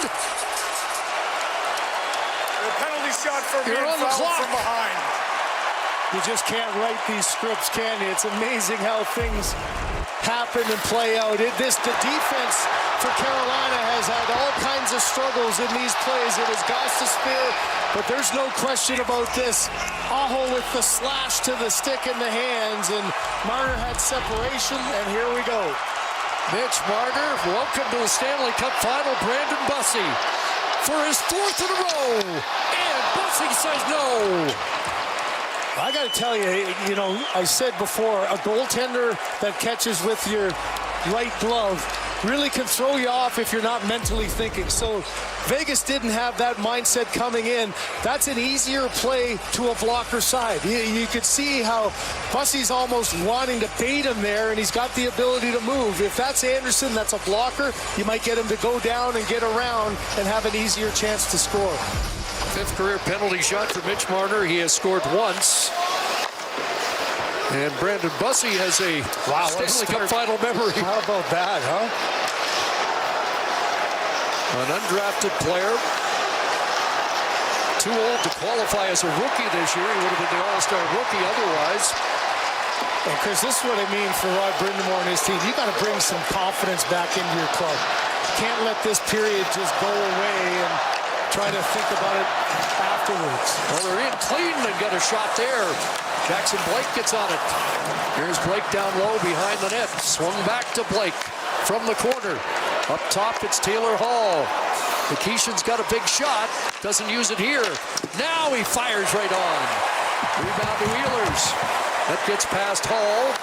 Jackson Blake covers the right point. Down to Taylor Hall. Jackson Blake. Stankoven's in front.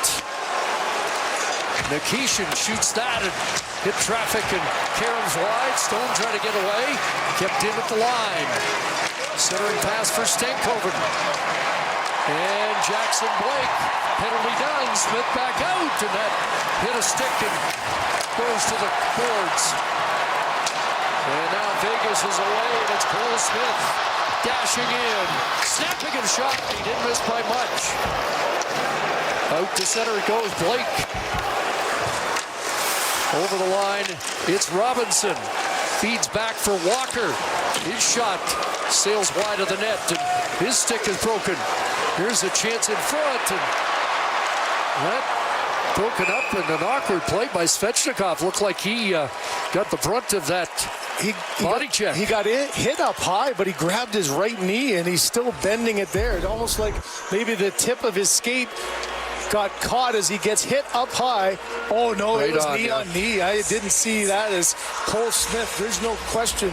Got a little bit of a bang on that right knee. He turned around, didn't obviously get a call. Good sign, at least he's able to shake it off and stay out there. This you needed a defenseman taking a shot. Remember Chris Pronger? Yep, the 2006 Game 1, a penalty shot goal. That gave us a 3-0 lead, which we ended up giving up and losing on a Rod Brind'Amour goal with 30 seconds left in that one. A year later, the most recent Stanley Cup final penalty shot, Antoine Vermette, stopped by J.S. Jaguar. Game 5 of the 2007 Stanley Cup final. So after a low event opening period, lots happened since, hasn't it? Absolutely. Here's Hurdle. Swooping in, turning, putting it on goal, and Bussey had that on the short side. Around it goes, and Jankowski after it. You and I felt that it might be a 1-0 game, 2-1 tight, close game, and that second period just changed things so dramatically. Deflecting high off the end glass. Charging in after Colasar. Worked it loose for Dowd. May see a lot more of the fourth line here for Vegas. In control here in the third period. Martinick dumps it down. Conklin back. Jarvis trying to take it away in front. Martinick scores! And the Hurricanes get one back. And Cole Smith after Martinick after it went in. I tell you, if you're Vegas right now, right. I'm grabbing everybody. Get the heck out of there. Don't take an extra penalty. Crazy things happen. We had 2 goals in, 16 seconds in that second period. Smith and Martinick had... Wow, here's another pull in the corner here by Colasar. Find a leader on that group. Get out of there. Don't even get a chance for the officials to give Carolina a power play after that goal. No, we'll see as Chris Rudy and Wes McCauley talk about it. Will there be anything after the goal? So here's why you just keep playing hard, right? And you mentioned the role players. Good job on the forecheck, get it to the front of the net, and that's the response from Marner. He got cross-checked twice. The one time here, as he comes around, gets that one wasn't so bad. Then afterwards, when he was down, got it again and took exception to it in the corner. I don't see anybody in the box. That's kind of fortunate if you're the Vegas Golden Knights. Great hands and composure in front by Martin to get his second of the Stanley Cup playoffs. Yeah, it's his first in 14. Martinuk's second of the playoffs. Seth Jarvis and Stankov in the assists at 7:03. Shay Thidor up the board, Stone, and Andre Miller. So Martinuk gets a little bit of a bragging rights. He shoots on Carter Hart during the summer when they both work out in Edmonton. There's Aho in front, and off the line, it's in. And just like that, Taylor Hall's got Carolina back in the game. Exactly what we were just saying, how dramatically things change in these environments. Coach Brindamore gets a little bit of a different looking line. He puts Aho on a line with Hall. And how about the effort of Aho? No look pass across. Hall just coming in, beats his man Stone. Gets in quickly, a hard stick, and watch the late reaction of Stone. He was watching the puck, not watching to his left. And man, you talk about a nervousness that all of a sudden comes around a building that was full of life. 2 in 29 seconds, the dreaded 4-goal lead. What did I say, 16 the last time? So that's life and how quickly it can change. How about Bussy, though? He's been sitting here waiting to find a chance watching Frederik Andersen. He comes in, he gets 2 breakaways and a penalty shot. And you think, okay, there's nothing to it when it's 4-0. Look at the clock now. There's over a half a period. They were down 2-0 in the third on home and came back. Why not now? At the 10-minute mark of the third, absolutely. So the scenario starts to look a little familiar. And they look for it. It's a 1-goal game. Do you believe it? Jacob Slavin. Look at the crowd, how many Hurricane fans there are, too. You can hear up behind the Vegas Golden Knights end must be all the families and friends. They are on their feet. You talk about how dramatically things can change from a bad angle again. A one draw by Stahl. It's Robinson who makes the play, and then through the crowd with traffic in front. Slavin, did Stahl get a piece of it? I think he did. There's another tip as they were talking about going on the backhand. Hart thinks it's coming into his chest. And look at the reaction on the bench. Down by 4, suddenly 12:18 to go. And thanks to the captain, it's a 1-goal game. 3 in 39 seconds, the last 2 in a 10-second span. Fasten your seatbelts. Mark Jankowski ahead. I don't know what kind of belief they had in the dressing room through 2, but you know they believe now. Well, somewhere Mark Messier in the stands is smiling here too. There's the lesson that you learn, right? You're just, not only are you never out, but you never allow a team to plant the seed of doubt. We saw the faces in the second, just the despondent, no energy.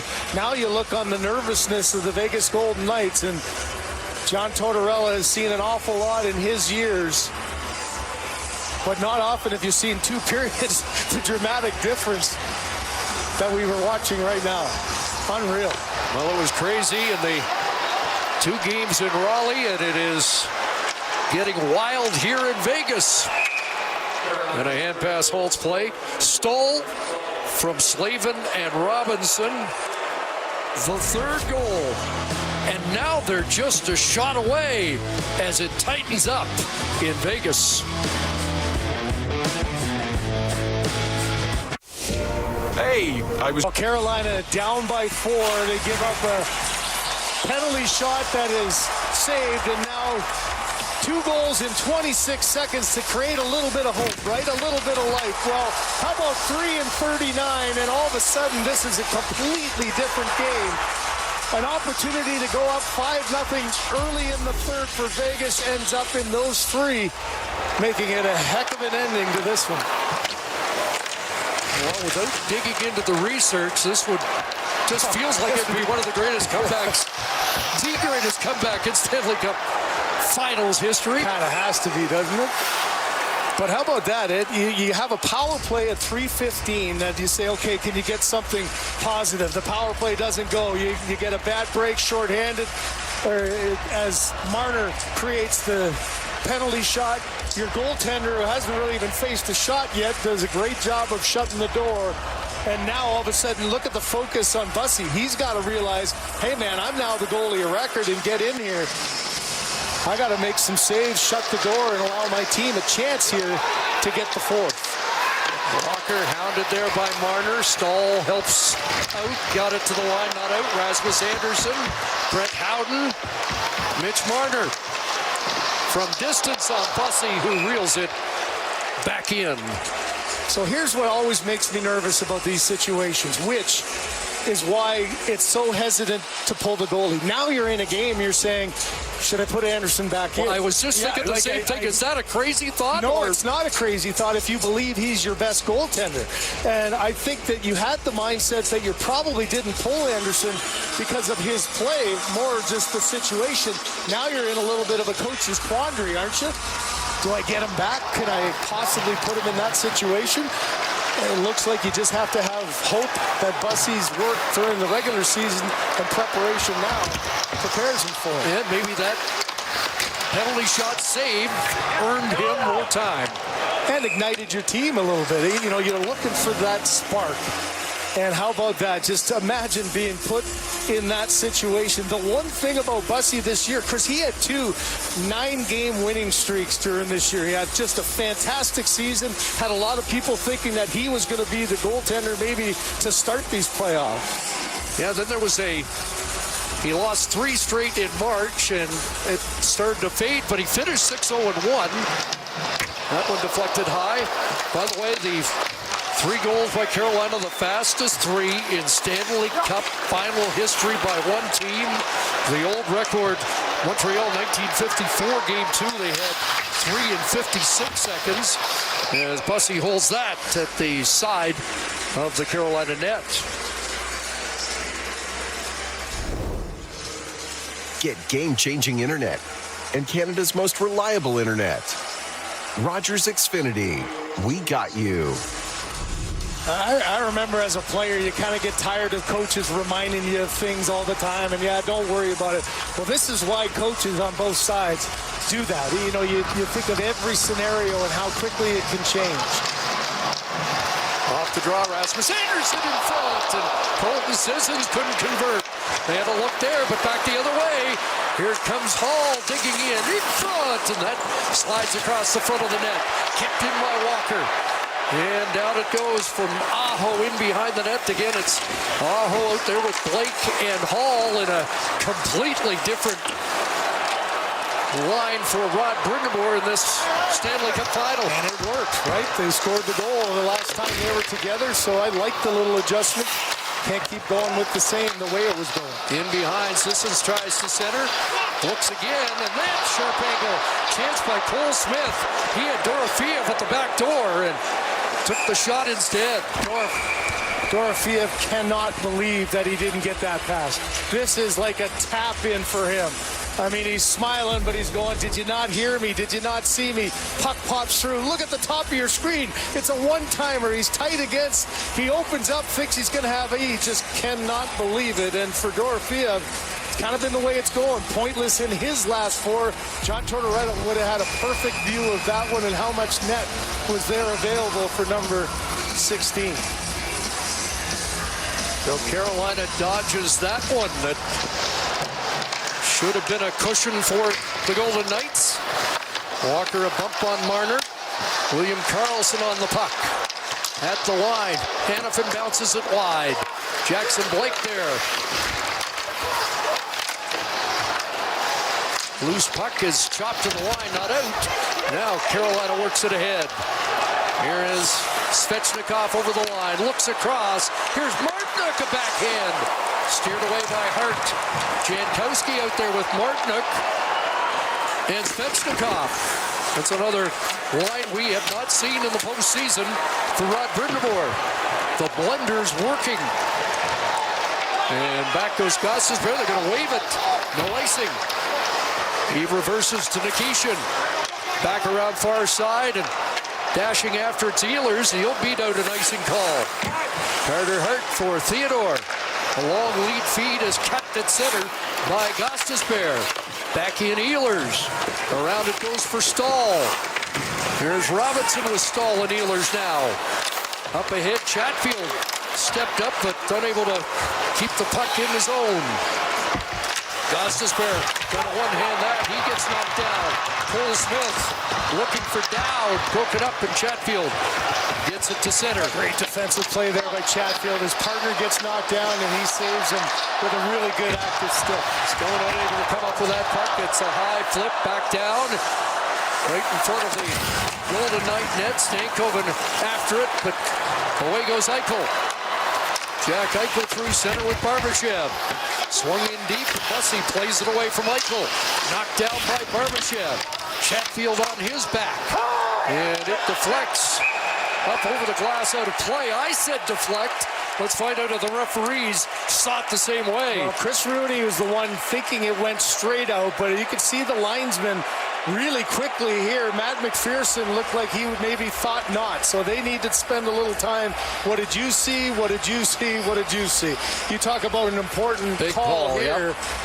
You know, not just for Carolina, obviously, but for Vegas. You got to find a way to get your mojo back and find your energy, and it was a power play that got things going. The great goal to key the 4 goals in the second period. This is a huge call.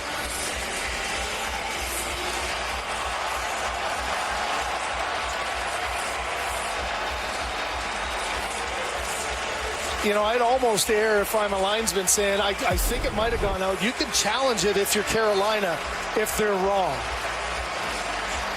Okay, there's definitely no stick. It's up. Is it off glass and out or not? I think the one thing you can't see from that replay is what matters. There was not a stick, so It's not a stick on stick. It's did it clip the glass at all? And I don't think the answer is going to be yes. But if they made this call and there was evidence, Carolina would be able to challenge and take the penalty away. You can't challenge it if you're John Tortorella to try to get a penalty. Looks like Chris Rooney's ready to call it. And it's 24 Jarvis. Mike's not working.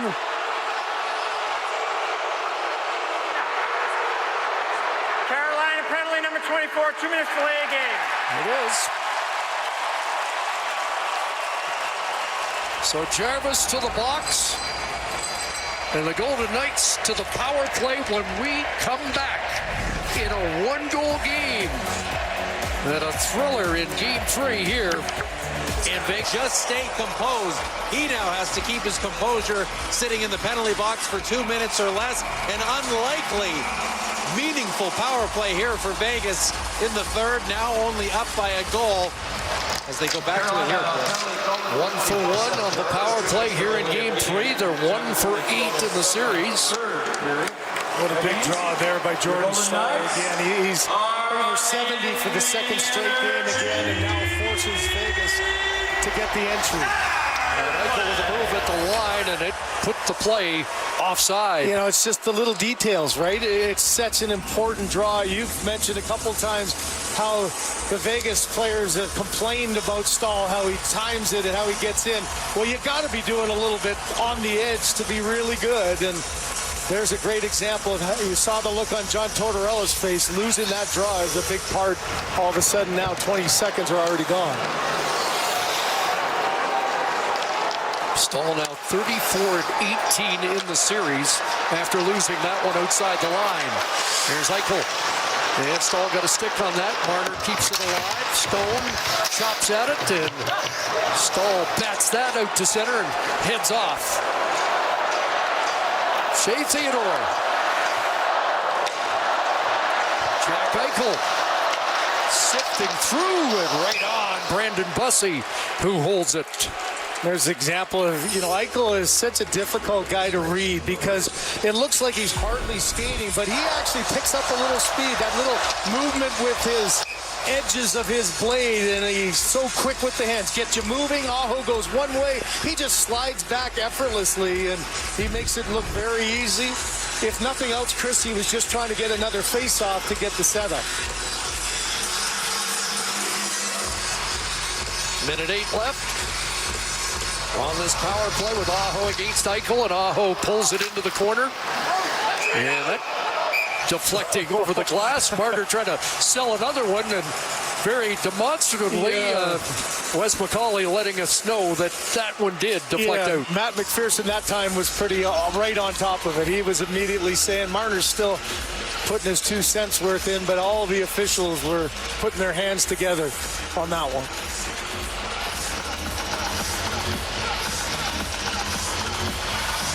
Sebastian Aho is now 5-9 tonight, face-off wise. Stahl's been the best for either team in this series.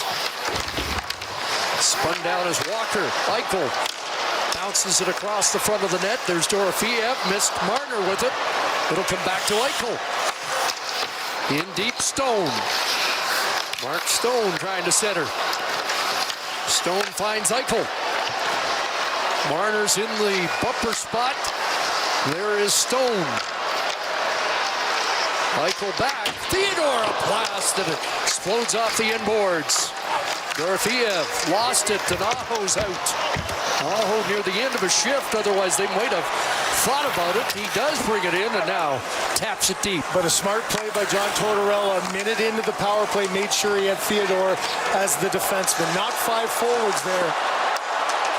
Aho might have challenged a forward if that was a tired forward who'd been out for a minute 20. So, again, the little devil in the detail is so important. Now face off in the Vegas zone with 4 seconds left. So the Hurricanes going to get the kill they needed. Yeah, the last thing that Carter Hart wanted was to make it a offensive zone face-off for Carolina. Wanted to move it, didn't get it, and a quick whistle gives Carolina a chance to win the draw and basically end what is such a huge penalty kill for them. There's a face-off win. Nikishin going to shoot it right on. And now the penalty done as Jarvis returns to the ice. 5:52 left in regulation time. Didn't think we were going to use that term tonight, but Carolina is a shot away. None for... That's where I keep my modem. Get Major League Internet with Rogers Xfinity. Yeah, Wi-Fi is just pouring out of that thing. Shots even 7-7 in the third. 3 for Carolina, none for Vegas as Brandon Bussey in relief keeps him in it.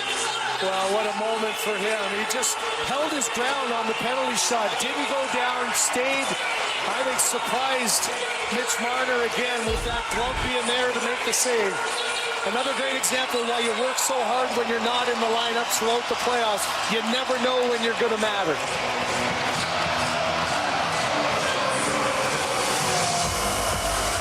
Fans on their feet here at the Fortress. Vegas controls the draw, steered away by Marner. Nikishin off the boards. And at center, it's Marner digging in again. Looking for another. That shot blocked. Got his own rebound in front. Bussey with a clutch stop there off Howden. William Karlsson cycles it to the near corner. Howden goes after that. Gostisbehere hounded, taken away by Marner in front. Another big stop by Bussey off William Karlsson. 2 in rapid fire, grade A. Vegas chances, and Howden trying to come out in front again. Marner knocked off his stick by Blake. Good shift here by Vegas, but now back the other way. Stankoven flung that well wide of the net. For a moment it looked like 2-on-1, but a late change for Vegas shut that down. Under 5 left here in the third. Deflected in by Eichel. Slavin for Chatfield with Eichel on his back. Moved ahead, and Ehlers gets it away for Stahl. Over the line, drops Taylor Hall. In, Carter Hart fights that one off. Got bumped at the end of it, and that'll get a reaction. Rasmus Andersson tackling Jordan Stahl after Carolina buzzed the tower. Yeah, again, this few and far between these stoppages of play, but this one just got a little bit more angst, a little bit more anger. Hart took a little contact there as Hall went hard to the net. But officially, going back to Rod Brind'Amour, you're not worried about Bussy right now after this sequence. Here's two great saves. Howden, leader in goals. Carlson in position there. That one was a bit of a knuckler off of deflection, and then a drive to the outside. Stahl goes to the front of the net. Little in the glove and out, so it was there for the rebound. And yeah, it was Hall pushing the defender. Was that Hannafin? Yeah, right into his own goaltender. So the contact was actually Golden Knight against Golden Knight, but the contact from that man there created it. I think it's going to take a lot to get a power play right now, don't you? You had the puck over the glass as the last one. You're checking back in. Martinic, Hall, and Stahl. 3 and 39 seconds to get Carolina back in when it looked like the Golden Knights were home and cooled out in Game 3.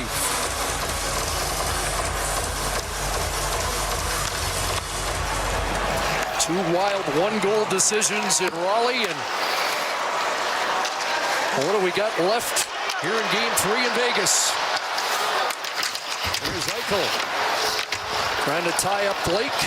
Around it comes Svechnikov. The aerial, that has a lot of hang time. Comes down for Sissons, who chops it back in. Bussy directs traffic for Chatfield.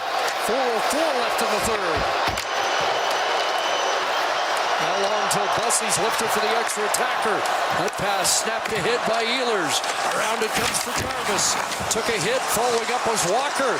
His shot off escaped. To the other side, Miller firing it. That deflects into the corner. Back to the line for Walker. It almost left that spot. Aho did get it on his stick, and now Miller steps up. Ehlers, a bouncing puck. He took a hit. In behind the net is Jarvis. And it's Walker. And he just missed on that short side. Gloved down by Aho. Took a high stick. And play continues. Fans reacted to that, but the officials do not. Aho off. Cole Smith is in. He'll play it in behind the net. Seth Jarvis leaves it. Just over 3 minutes to go. Here comes Hall. Taylor Hall to the line and over. He bumped into McNabb. It goes down. Now that shakes up Taylor Hall. And that puck goes over the Carolina bench. They're signaling for puck over glass. I think they're getting a penalty. There is no question. Wow. I said it's going to take a puck over the glass. That was the last one. As you look at Taylor Hall, it took an awfully hard Vegas got a minor for a delay of game. Wow. Everything going on as Hall trying to gather himself after the hit. Here's the little sauce pass here by Jarvis.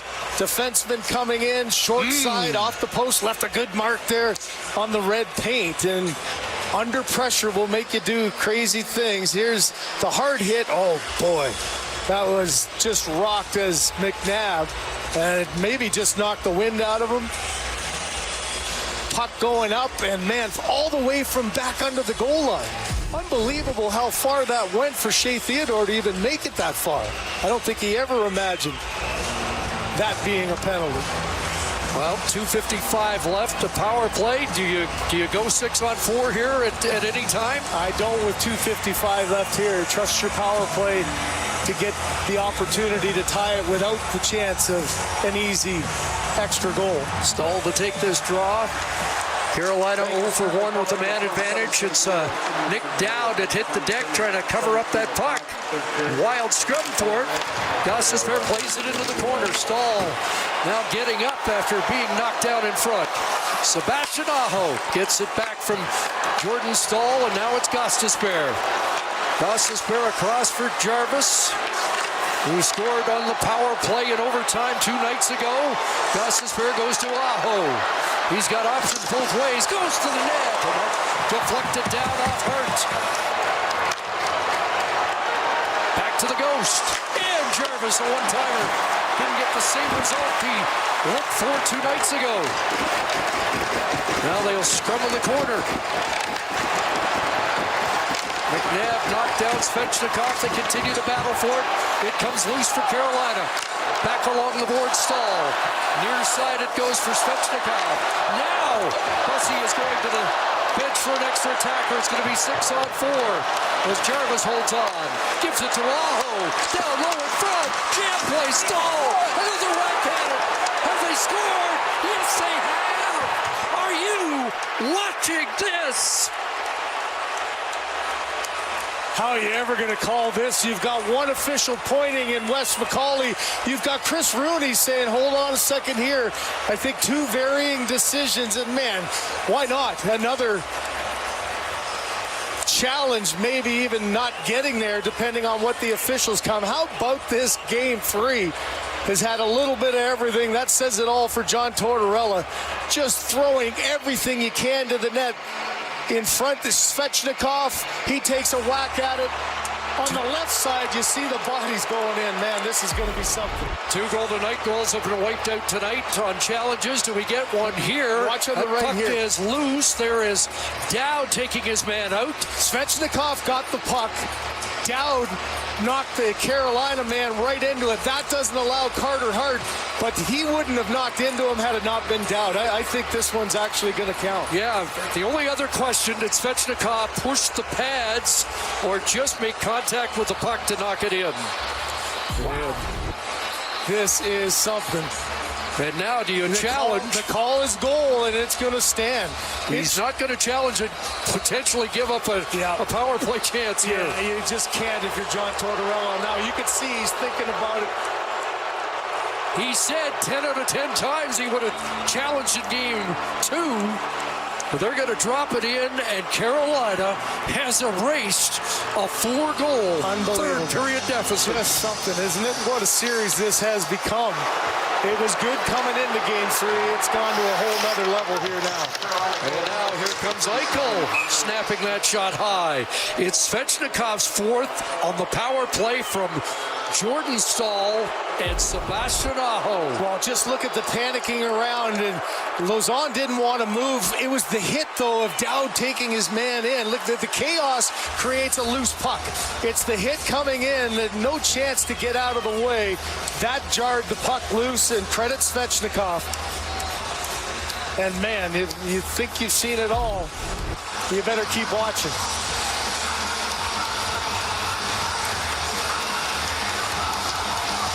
Eichel on the draw, but it's won there by Aho.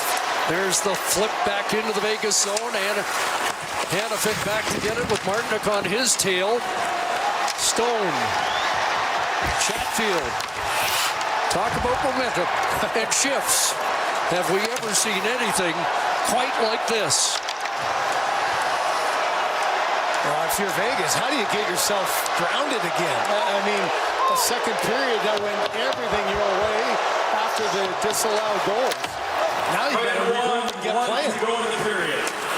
4 goals in a span of 11 minutes and 15 seconds.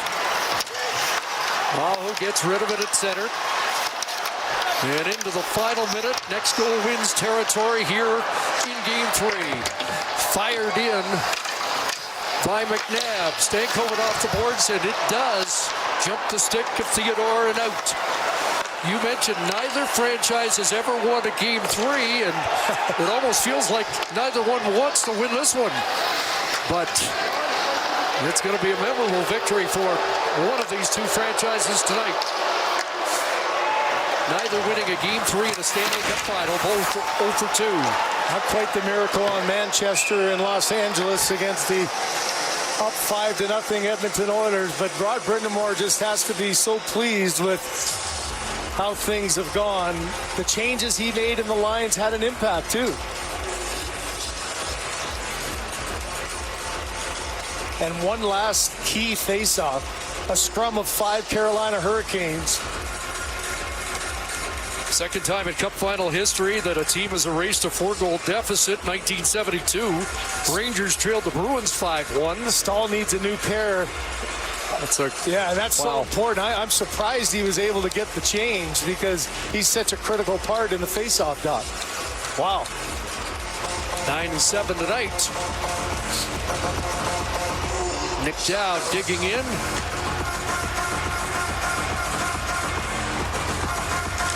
Head-to-head, clean win Stahl. Here comes the shot off the heart and the short side, bouncing back to the Carolina line. Ehlers takes a look. He's going to run the clock out. Do you believe it? We're headed to overtime in Game 3 of the Stanley Cup Final. Well, Svechnikov the hero to tie it, but how about that young man, Brandon Bussey, shutting the door, a couple of breakaways, a penalty shot, calmed the storm for his team and allowed them to cue the comeback. So down 4-0. Carolina fights back 3 and 39 seconds, and then the power play goal from Andrei Svechnikov to tie it. Lenovo Center goes crazy. And here at the Fortress, skip forward. Tough night for George McPhee. This overtime is brought to you by Subway's new Wannabe Spicy menu. 3 different heat levels, from mild to wild to wicked. How spicy do you want to be at Subway? So for the second consecutive game, a game-tying goal with under 2 minutes to go. Overtime once again here in Game 3. And Carolina, Craig, has won 6 straight. That's one shy of a record in Stanley Cup playoff action for a single year with 6 different goal scorers. And the Vegas Golden Knights have won 3 of 4, but beaten 2 nights ago. So the message for John Tortorella would be to try to rally the group. You know, you have a fire and brimstone? No, you're just trying to say, guys, we got to get to the level that we were playing when we took over this game offensively. We got to erase that period out of our mind and come out fresh and try to get right back into this thing. Who's going to be the hero tonight in a game that we're never going to forget? Stahl out there along with Svechnikov and Jarvis to start. Jack Eichel on the ice with Mark Stone and Ivan Barbashev. Rasmus Andersson to Lausanne. It'll be sent into Carolina ice. Mark Stone after it. Taken away by Miller. Played around for Jarvis. Kicked in by Eichel. And now Walker to the line. A kick save there by Carlson. And on the second try, Jarvis makes sure it gets out. Shay Thidor's got an overtime goal. Brett Howden on the ice. He has scored in overtime for Vegas. Mitch Marner scored 3 in this game. And Marner lost it, knocked off his stick and out to center. Dumped back in by McNabb. Now played off the glove of Svechnikov, couldn't get loose. Carolina starts to change. Up ahead it goes, over the line is Hurdle. Marner looks rink wide for Sissons. A backhand to the side of the net. And again on the hot seat, Brandon Bussey in relief of Frederick Anderson. Hurdle tied up by Walker. Back to Rasmus Andersson at the line. Tomas Hurdle. Dropping it off, on the move is Noah Hannafin. Tracked there by Aho. Out comes Jackson Blake. Go backhanded deep. And Dorofeev in his own zone. Out at center ice for Hurdle, who swats it in. And Sissons after it, shoulder to shoulder with Chatfield. Slavin to help out. Stankoven starts the breakout. It came outside the line, swung back in. And now Jacob Slavin will send it in for Carolina. McNabb on the tape. Dorofeev redlining in. Cole Smith going to charge after it. He has 11 hits on the night. That one off Dorofeev, stays in. Dorofeev goes to the bench, and out comes Kolasar. Back to the line it goes. Incoming, and that goes wide. Martinick will flip it away at center. Brought down there by Ehlers. Trying to get it across, and Stankoven is offside. You see the different mindset for Vegas and even for Rod Brind'Amour. You remember the start of the game, it was fourth line against fourth line, not so much in overtime. And for John Tortorella, sending the message, starting with the Eichel line, you need your big guys to come up and get into this game. So change your philosophy a little bit. Brind'Amour did it in the third with the mix-up of lines, and Chris, I'm kind of not surprised at all that he's keeping with it. It looked like it gave his team a little bit of a spark. Boy, if there's one team that uses the same lines over and over again throughout, it is Carolina, but change has created quite a difference here in the third game of this Stanley Cup final. Here's Gostisbehere feeding it across. Svechnikov looked for Robinson. Svechnikov again, and he sent that wide. Here's another chance. Jankowski in front. Turns and hard with a huge stop. Nikishin across. Gostisbehere can't get it through. Big stop. Carter Hart. Another is blocked. Stone trying to get away. And he got held up, but play continues. And sent back in by Robinson.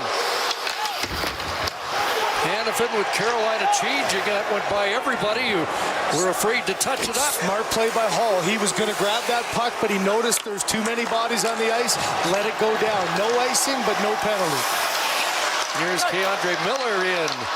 And Jarvis, shot whipped high. Hipped in by Stahl, clubbed down by Marner. Does he have one more tonight? William Karlsson at center. Now lead feed. Glancing off the stick of Stahl. Goals in each of the first three games in this series for the Carolina captain, and Taylor Hall trying to dig it out. Long scrum.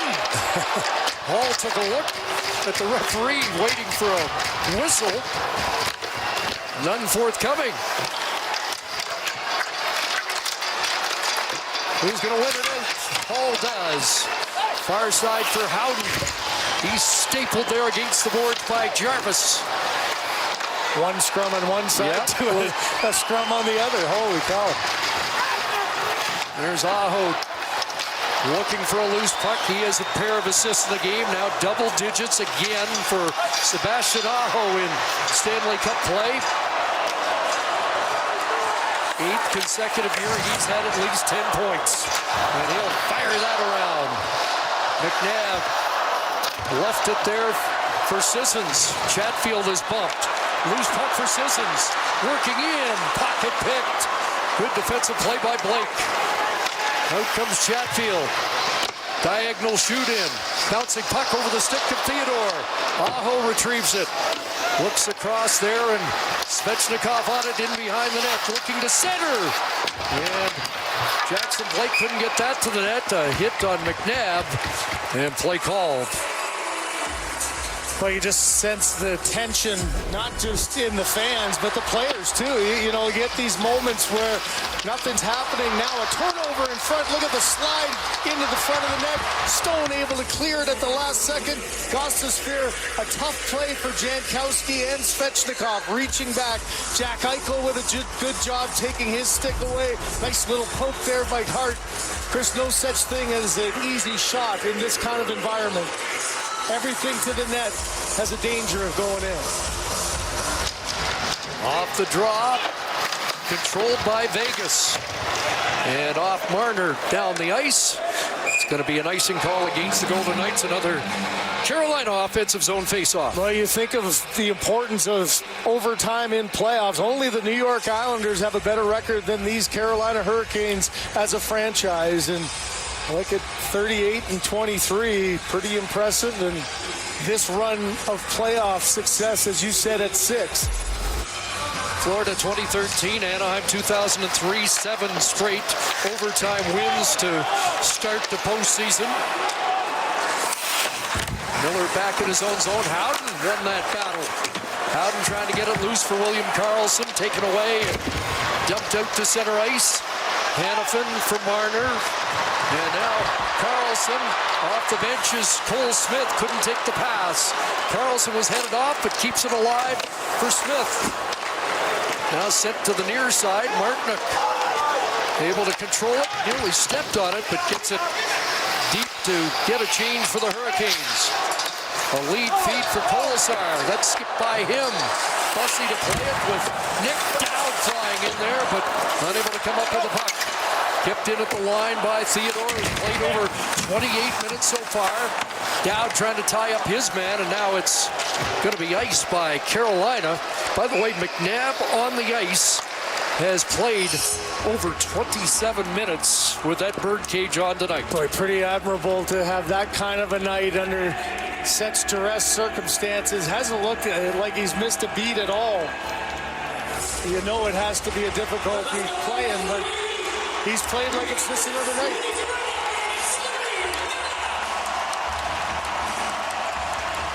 Fans rising here to this offensive zone Golden Knight faceoff. Jack Eichel on the draw.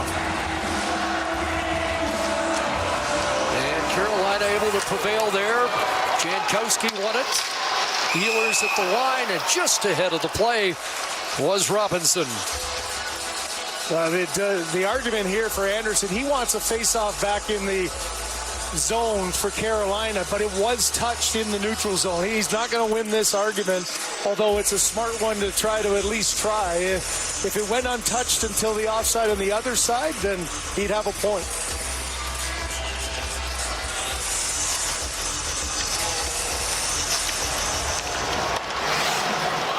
Carolina controls a broken stick for Chatfield, but he's right at the bench, so he goes off. Lozon with the aerial down the ice, and it looks like Barbashev was going to win that race, but they call icing, and Barbashev can't seem to get a call. No, he can't tonight, can he? This little frustration there. And, you know, the players know the importance.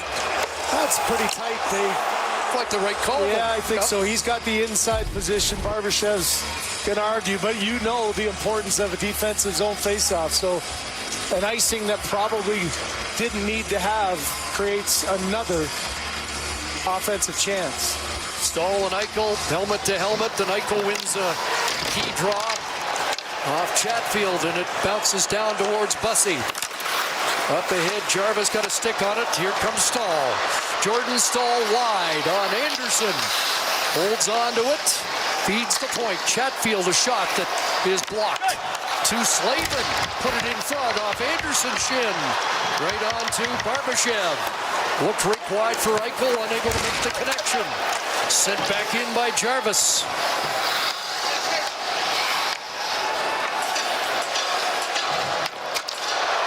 Shay Thidor stretching it out for Eichel. That pass picked off by Miller. Back in is Sebastian Aho. Feeds the point to Miller. Midpoint it goes. Walker shooting. Rebound in front. And Hart able to make the stop, and Vegas came up with the rebound. Tomas Hertl helping out in front. Rasmus Anderson. Shay Thidor. Out at center where Miller came up with it. Taylor hauls out, and here comes Martinick. Martinick's shot off a stick and wide of the net. Stankoven looking to center. Up knocked down by Ehlers. Hertl tied up. Hertl able to work it ahead. And that goes off Dorofiev. Played back in by Slavin. Ehlers along the board. And Rasmus Anderson's been stuck out there for almost 2 minutes. Again, the long change. He and Thidor. That loose for Martinick and knocked away. Stankoven will get it deep, and you can see Anderson's on fumes. Oh, a shot from the flank that put past Hart, but a tough angle there for Nick Ehlers. This is the battle you got to try to create if you're Carolina. Get it over to Anderson's corner. Try to take advantage of the fatigue. Kept in at the line, and boy, you really can notice that Rasmus Anderson's in some difficulty, but Cole Smith has the puck deep, and Anderson does get off after 2:05 in overtime. Here comes Andrei Svechnikov down that left flank. Left it for Robinson. Sends it wide, and Jankowski cycles it back for Svechnikov. After it is Stahl as he comes on. Miller fanned on that, nearly lost it to Kolasar. Deflected out of play off Taylor Hall. Well, just some tight chances around the slot. The one earlier where Hart was out of the net was a pretty dangerous one, but rebounds. You could sense the urgency when Hart couldn't control it. Kind of misplayed there and then was a little bit late, and good for him that he had the second effort to get there, because the quick release there by Ehlers, that one looked like it might have had a chance, Chris. So 9:15 gone. Here in overtime, next goal sends the winner into the lead in the Stanley Cup Final. Jordan Stahl. Taylor Hall. Off the glove of Marner and out at center ice. Here's Seth Jarvis working in. Jarvis unable to get past Conklin with possession. Keandre Miller. Over on that flank to Hall. Kicked away. A loose puck in front. Aho swung and missed and ended up bumping into his own man. Back the other way, it's William Karlsson. And Bussey sends that up the boards. Kicked in at the line, Hannafin. He's got William Karlsson. And a shot by Lozano. Rebound in front. Bussey down and it knocked wide of the net.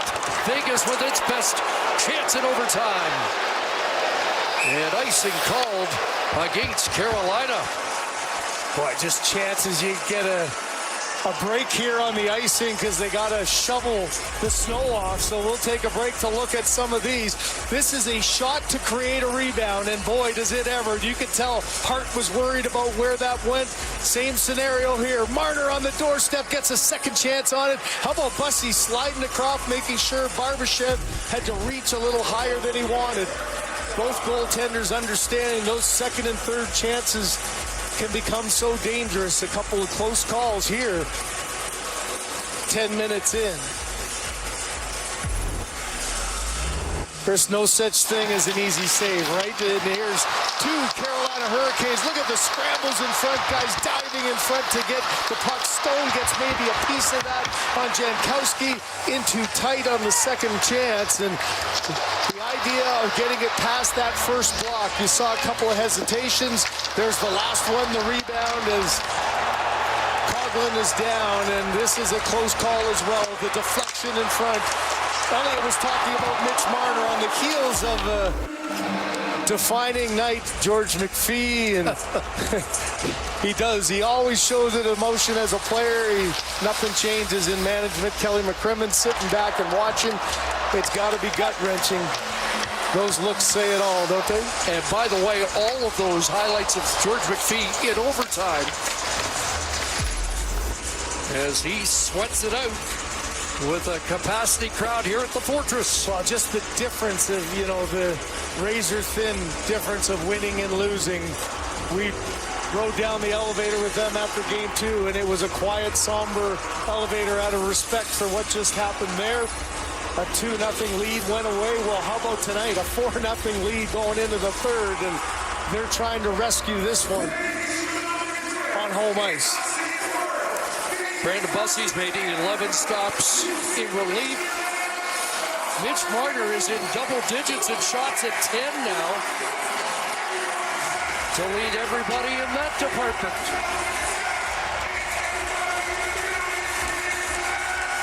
Looking for a hero.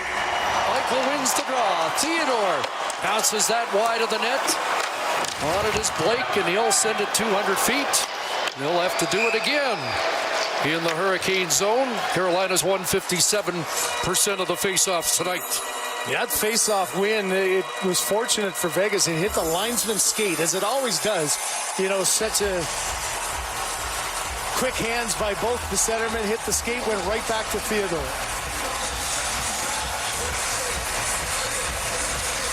Aho pulls it back cleanly. Carolina works it ahead.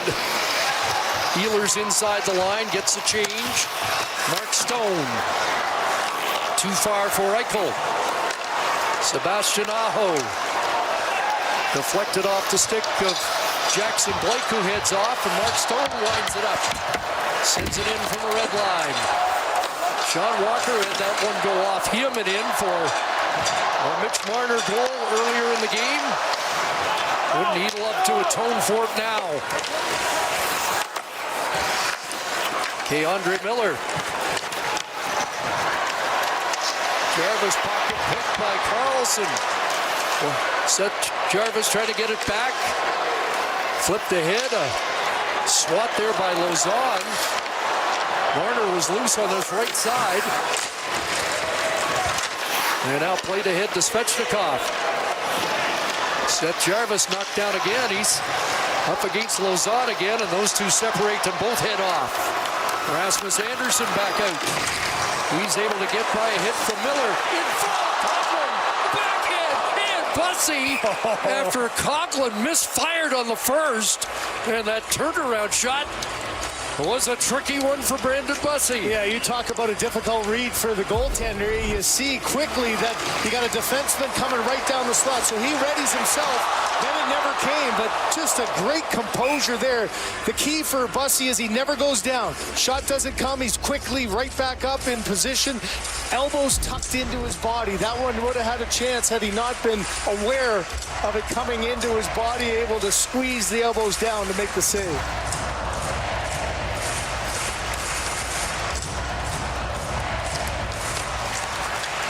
Face-off won by Carolina. An aerial past Martinook. Sissons plays it back inside the line. Sissons, Hurdle, Dorofeev. Chatfield trying to get away from the heavy forecheck. Slavin helps out. Nick Ehlers off the boards and out. Stankoven, Martinook, and Ehlers puck out of play. Well, just the way that these teams both defend, you know, so much of your energy, you find, is on the defensive side. You just don't want to give an inch. The commitment defensively of both these styles, they play such a similar style. Defensively, we've talked a lot about Vegas keeping their defense closer. So I really think that Carolina's got to work all that harder in that man-to-man. But so far, so good. Good checkoffs, good communication. There hasn't been a lot of open ice here offensively for either of these two teams. Shots now 29-28 Vegas. In a 4-4 game. Nick Dowd, Kolasar on the ice, the fourth line. Looking for a game winner here as Dowd feeds the point. Thidor shot, didn't miss by much. Ricochet back, and Jarvis corkscrewed into the ice, but it does leave the zone. McNabb back to Thidor. That reliable tandem on the back end. Here's Nick Dowd putting it in front. And Bussy the stop. Carolina gets a quick clear. Off the boards, away from Aho. Now played ahead, here's Barbashev. And Walker rides him out. YouTube, in 1 minute, All Saints Church Pasadena, Red Circle, watch live now, the 10 a.m. service at All Saints Pasadena on Sunday, June 7th, 2026, attachment. Flushed out by Stone. Stretches to center for Aho. Rolling it in behind the net, it's Lauzon. Reversing to Anderson, skip past him. Aho to the far side.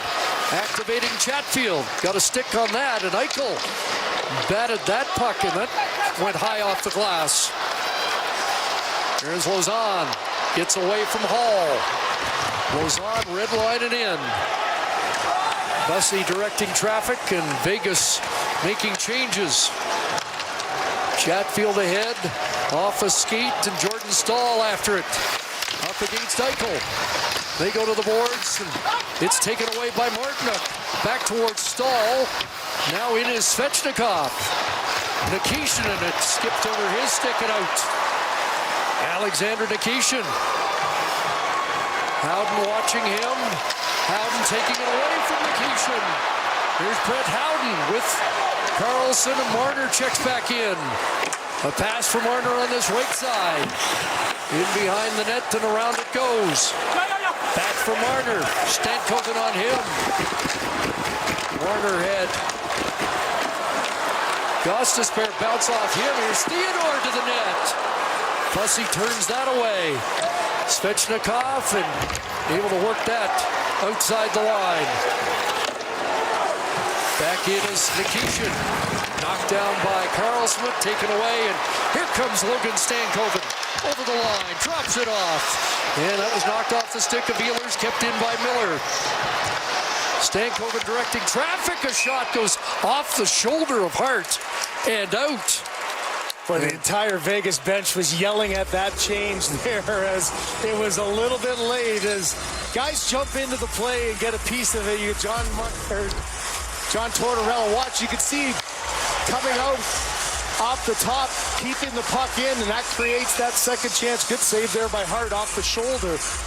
Gostisbehere able to find a way to get that one through, trying to go top corner, and just right off that star on the right corner of Hart's sweater.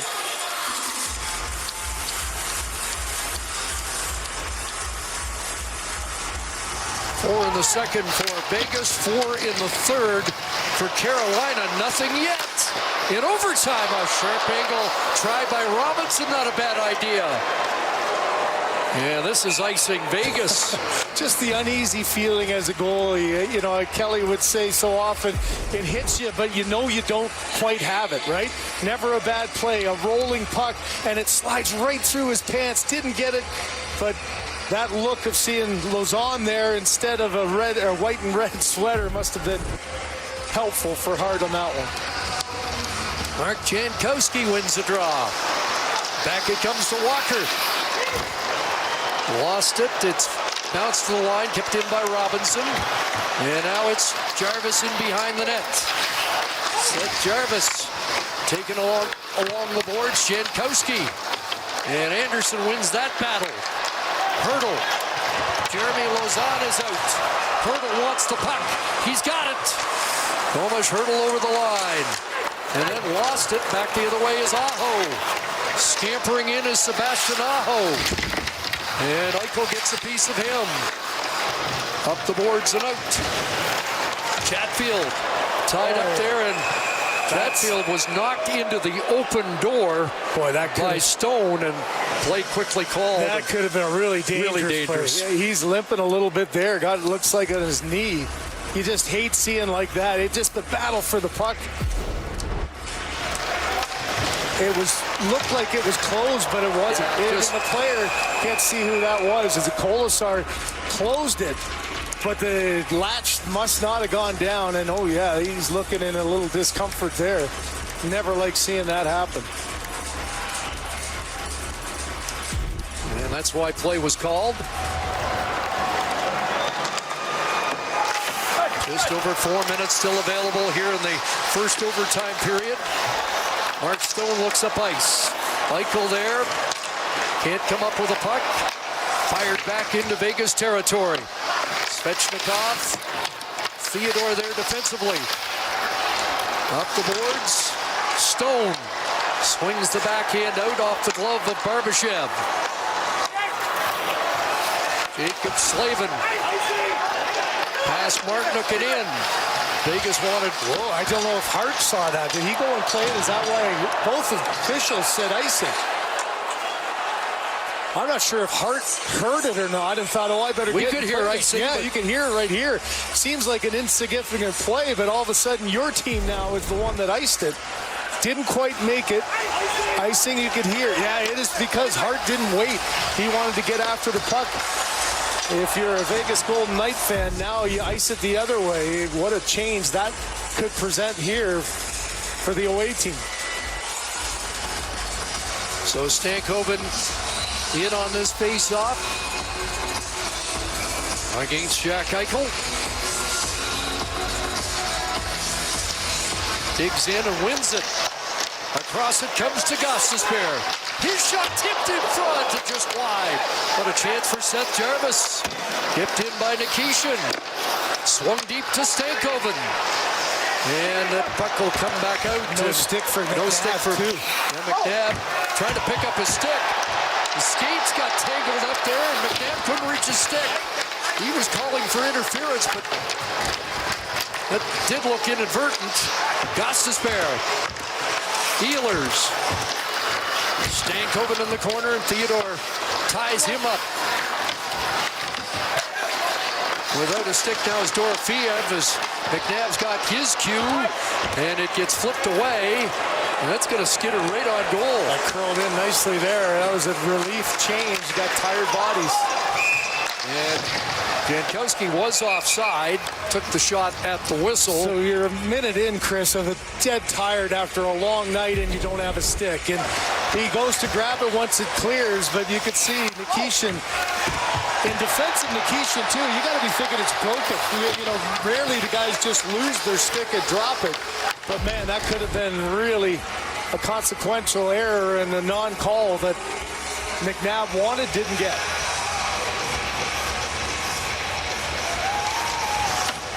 Dowd and Jankowski, the two fourth-line centers out here in the late stages of the first overtime period. Hanifin flips it away. Keegan Kolasar into Carolina territory. In behind the net, Cole Smith, who's had a combative night. Jankowski off the boards, can't get it past Hanifin with Robinson's, and now Robinson is in. Here's Robinson to the net, putting it out in front, and it's cleared away there off the stick of Dowd. Big hit there along the boards. Can't tell who was at the bottom of it. It was Sebastian Aho taken out, but he's back on side. Here's Taylor Hall sending it around. Martinick after it, kept in at the line.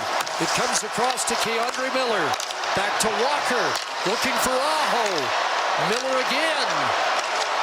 Across it goes. Walker, up high Hall, shooting, and he just missed. Off Aho, kept in by Walker. Deep from Martinick behind the net. Taylor Hall on that right flank. Martinick behind the net, looking for a stick. Miller, his shot was blocked. And now up with it is Dowd, and he sends it down. They can't change.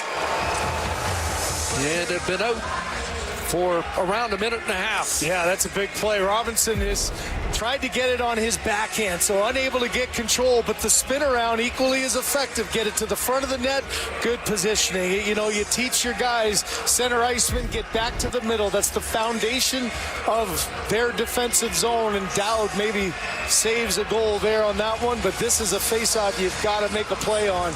Try to get a change here if you're Vegas. Carolina with their best face-off man out. Jordan Stahl, and puck dropped unfairly. They'll do it again. Matt McPherson trying to make sure this is done fairly.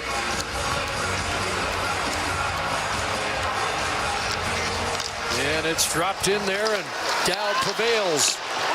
Off Dorofeev, it's sent down the ice again, and a race for it. Kolasar won it, so no icing. That's a big race for Kolasar to win and help get a change. Jarvis dumps it in. So we're into the final minute of the first overtime period as the drama builds. Marner on the ice. Chatfield taps it away from him. Slavin plays it back in. Carolina getting another change in. A stretch pass here for Marner. Marner through. William Karlsson. Bussy closed the door. Oh, it looked like Karlsson had room. 5-hole there. That was a bad change by Carolina. They got a little confused, and that opened up a 3-on-2. Almost cost them. Here comes Karlsson again, along with Barbashev. Knocked down. Big hit there by Walker. In after the puck is Karlsson taken away, and now maybe one last attack here by Carolina in the period. It's Nick Ehlers putting it in front, knocked away from the front of the net. Ehlers again off the mask. It comes in front for Blake. He'll drop it off Gostisbehere. Back over, one more shot, and that goes off Eichel and out at the horn. Boy, a well-played overtime period. Karlsson in the dying seconds thought he maybe could end this. Marner with the flip pass in. Backhand, forehand, quick release. Through the legs almost. There was a daylight there. Couldn't get the rebound, but Bussy yet again able to shut the door. What a job in his first playoff action. So we go to double overtime. And on this date, Saturday, skip backwards 50 speed. It was double overtime, and Brad Marchand was the hero. Marchand on that night. Who gets the Heroes celebration tonight in Game 3 of the Stanley Cup Final? Team in history to win back-to-back-to-back promotions. We are now fighting to play in the Premier League. We're all in. All in. I mean all in.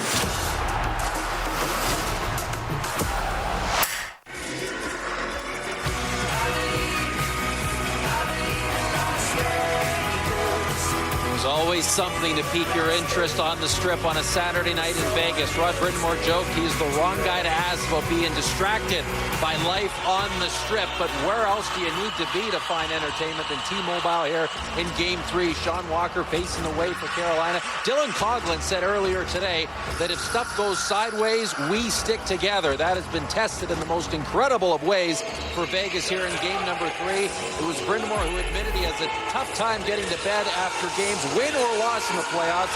He said this is not the time of year to sleep.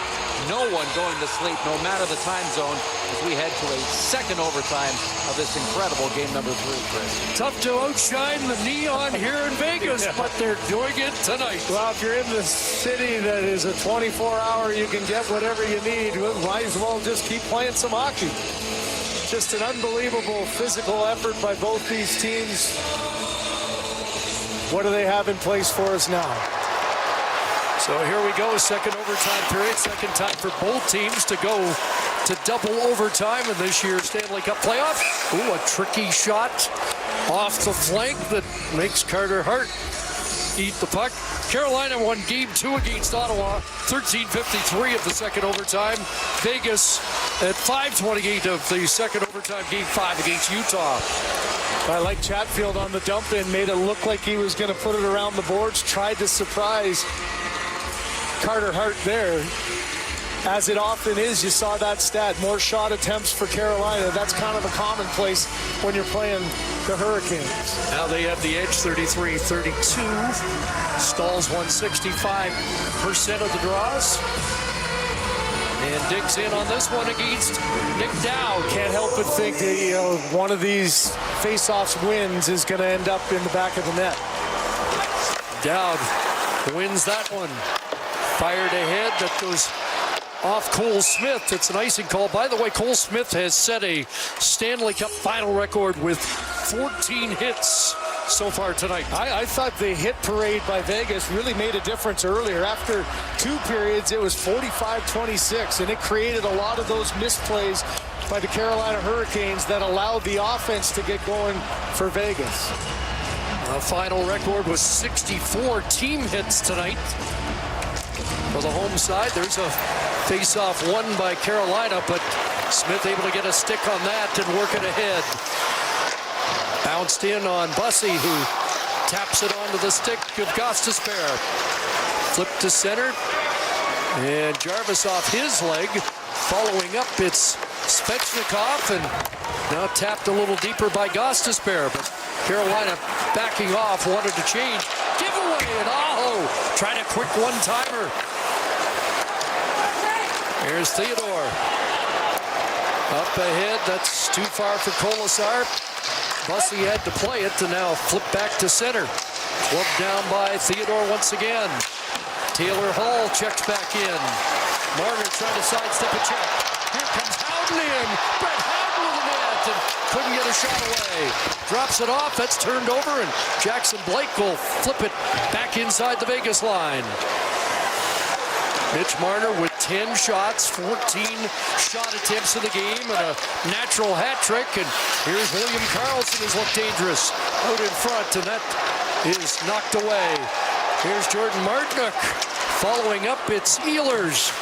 A stick left at center ice. Got knocked out of Coughlin's hands. You can see the Vegas bench wanted a penalty, didn't get it.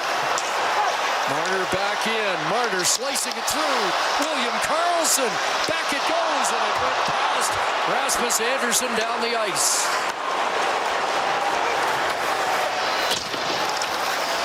Fired back into Carolina territory as Eichel's on the ice. Jankowski with the latest flip out to center. What's that, 4 in 2 minutes already for Carolina? Rink wide it goes. Robinson can't come up with that. Jack Eichel dropping it into the glove of Bussey, not taking any chances. Yeah, just a close call. Just nice little play at the line. Howden gets a little bit of open ice as he goes from the outside through the legs of Keandre Miller. Miller's just trying to get into the stick, and he does a nice job of not taking a penalty, getting a slash on the hands, but didn't allow the lane to open up, didn't overplay it, stayed calm, but unable to get control of it was Howden on that one. Eichel to take the draw. Tortorella stacks it up with Stone and Marner. McNabb and Thidor. And off the draw. Puck loose for Stone. Knocked away from him. Played out by Jarvis. And they're going to call that icing. No, it's waved off. Theodore's got to play it. Shay Thidor, the busiest man in game number 5. 36-17 through the first overtime period. He's on his way to 40+. Here's Jarvis. Hall. And that played to the line. Knocked down here by Walker. Across Miller. Shooting that. Can't get it through. In behind the net. Hall trying to come up with that. Broken up by Marner. Dorofeev. And he'll bounce that back to the Carolina line. Vegas is changing. Miller up for Walker and back into the Golden Knight zone. Noah Hannafin up ahead, flipped in by Sissons. Dorofeev after it, left at the side of the net, and again covered by Bussey. Well, credit again for Bussey just reading the plays. You know, you have those quick reads. Are guys tired? You don't want to get anybody trapped. You don't love to take a face-off, but there are times it's more dangerous to put your defenseman into a tough situation. I think that was one of those examples there, and a good quick read by Bussey to make the decision. His team's won 59% of the draws, which helps make that decision. Again, Eichel, Marner, Stone on an offensive zone draw. Stankoven on it. Won by Eichel. Eichel trying to get away from Stankoven. Shifting gears, putting it in front. To the line, Thidor shovels it back in. Marner behind the net, out in front.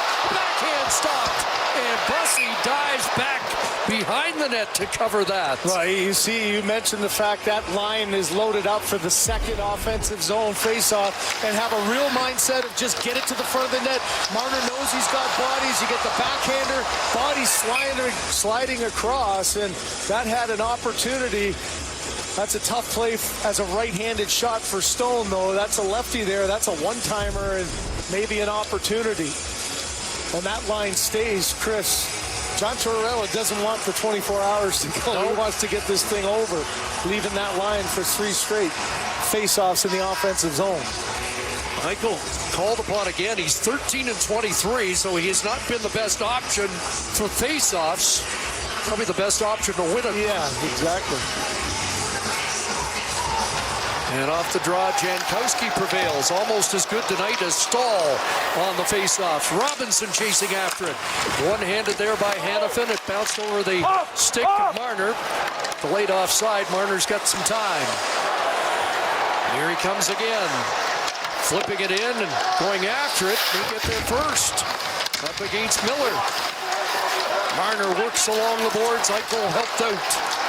And it came loose, and Robinson able to shovel to center. Here's Coughlin from Marner, who wants off. Stone's pass broken up. And back the other way is Carolina. That's going to be offside, so they have to tag. Ehlers, Stahl, and Jarvis back out.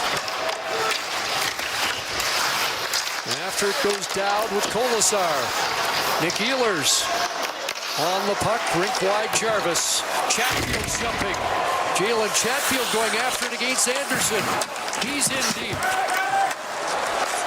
And now Cole Smith off the boards and out. Kolasar there. Gostisbehere along with him. Gostisbehere gets a hit that knocks down Kolasar. And comes up with the puck. Again, flipping it high, and that bounces the length of the ice.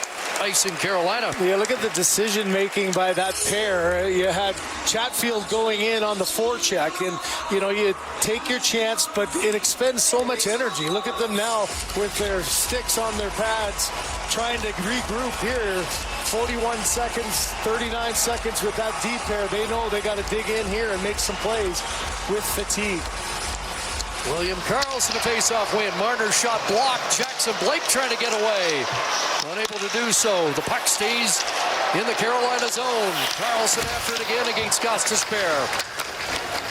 Flipped by Aho, and Blake dumps it out. So Carolina gets the change they were looking for.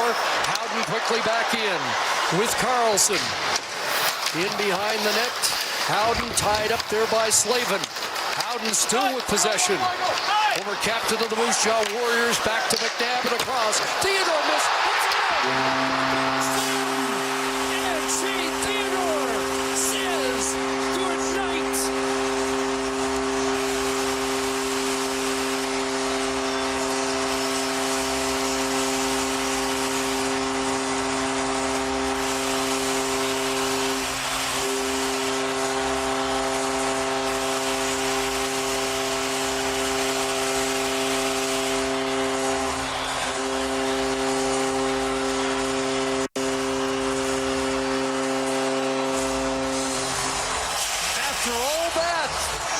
Lucky bounce, and Vegas escapes. Boy, did they ever. What a night this has been. A back and forth, a 4-0 lead going away, and a second overtime. Thidor in minute 39:08 of the evening. Make sure this one just gets towards the net, not on the net. You got to know your home ice. You know the dasher's really lively here. A play back to the point, side to side, traffic in front, and you see he tried to knock it. He knew it was coming back hard. Thidor with the wide shot, just getting it towards the net. Off the yellow dasher, off the skate, and in the back of the net to win the game for the Vegas Golden Knights. Talk about avoiding disaster. Vegas on home ice has just done it in the second overtime. 5:38 of the second overtime period.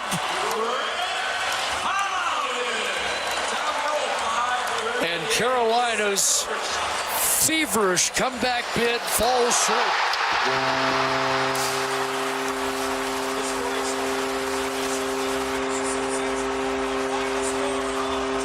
So Shay Thidor, as you mentioned, 38-54. George McPhee has something can to cheer finally about. exhale. What a night here in Game 3 as we join Kyle. Well, Mitch, I don't know where to start here, but how would you describe this whole night? Yeah, crazy. Obviously, again, not happy with the third period, how we did there, but, just to stay with it and fight through it, really proud of the group. I mean, it felt like this was the game, the ultimate one you had in such control. How do you even begin to collect yourselves after the third? We're a veteran group. We're experienced. Obviously, like I said, we're not happy about it, but we go in there, we take a deep breath, we believe in each other in there, and that's what we did. And then, before all that, you had a historic second period with 3 goals, 4 points. And what will this night, how will you remember it? Just a battle. Nothing easy. I thought our line had a great game again tonight. Just working really well together, making plays. Had a lot of opportunities. We got to keep doing that. Braden McNabb, Cajun all. How would you describe his performance? Yeah, he's a man. He's an absolute warrior. He does a lot for our team on and off the ice. So it's always great to have number 3 in the lineup. He does, like I said, a big difference for us all over the ice. Thanks very much, Mitch. Yeah, thanks. Shea Theodore's 6th of the postseason, second career overtime goal, we should mention. Braden McNabb, the primary assist. Brett Howden on the scoring play. 5:38, double overtime. What a night in Vegas. Cool.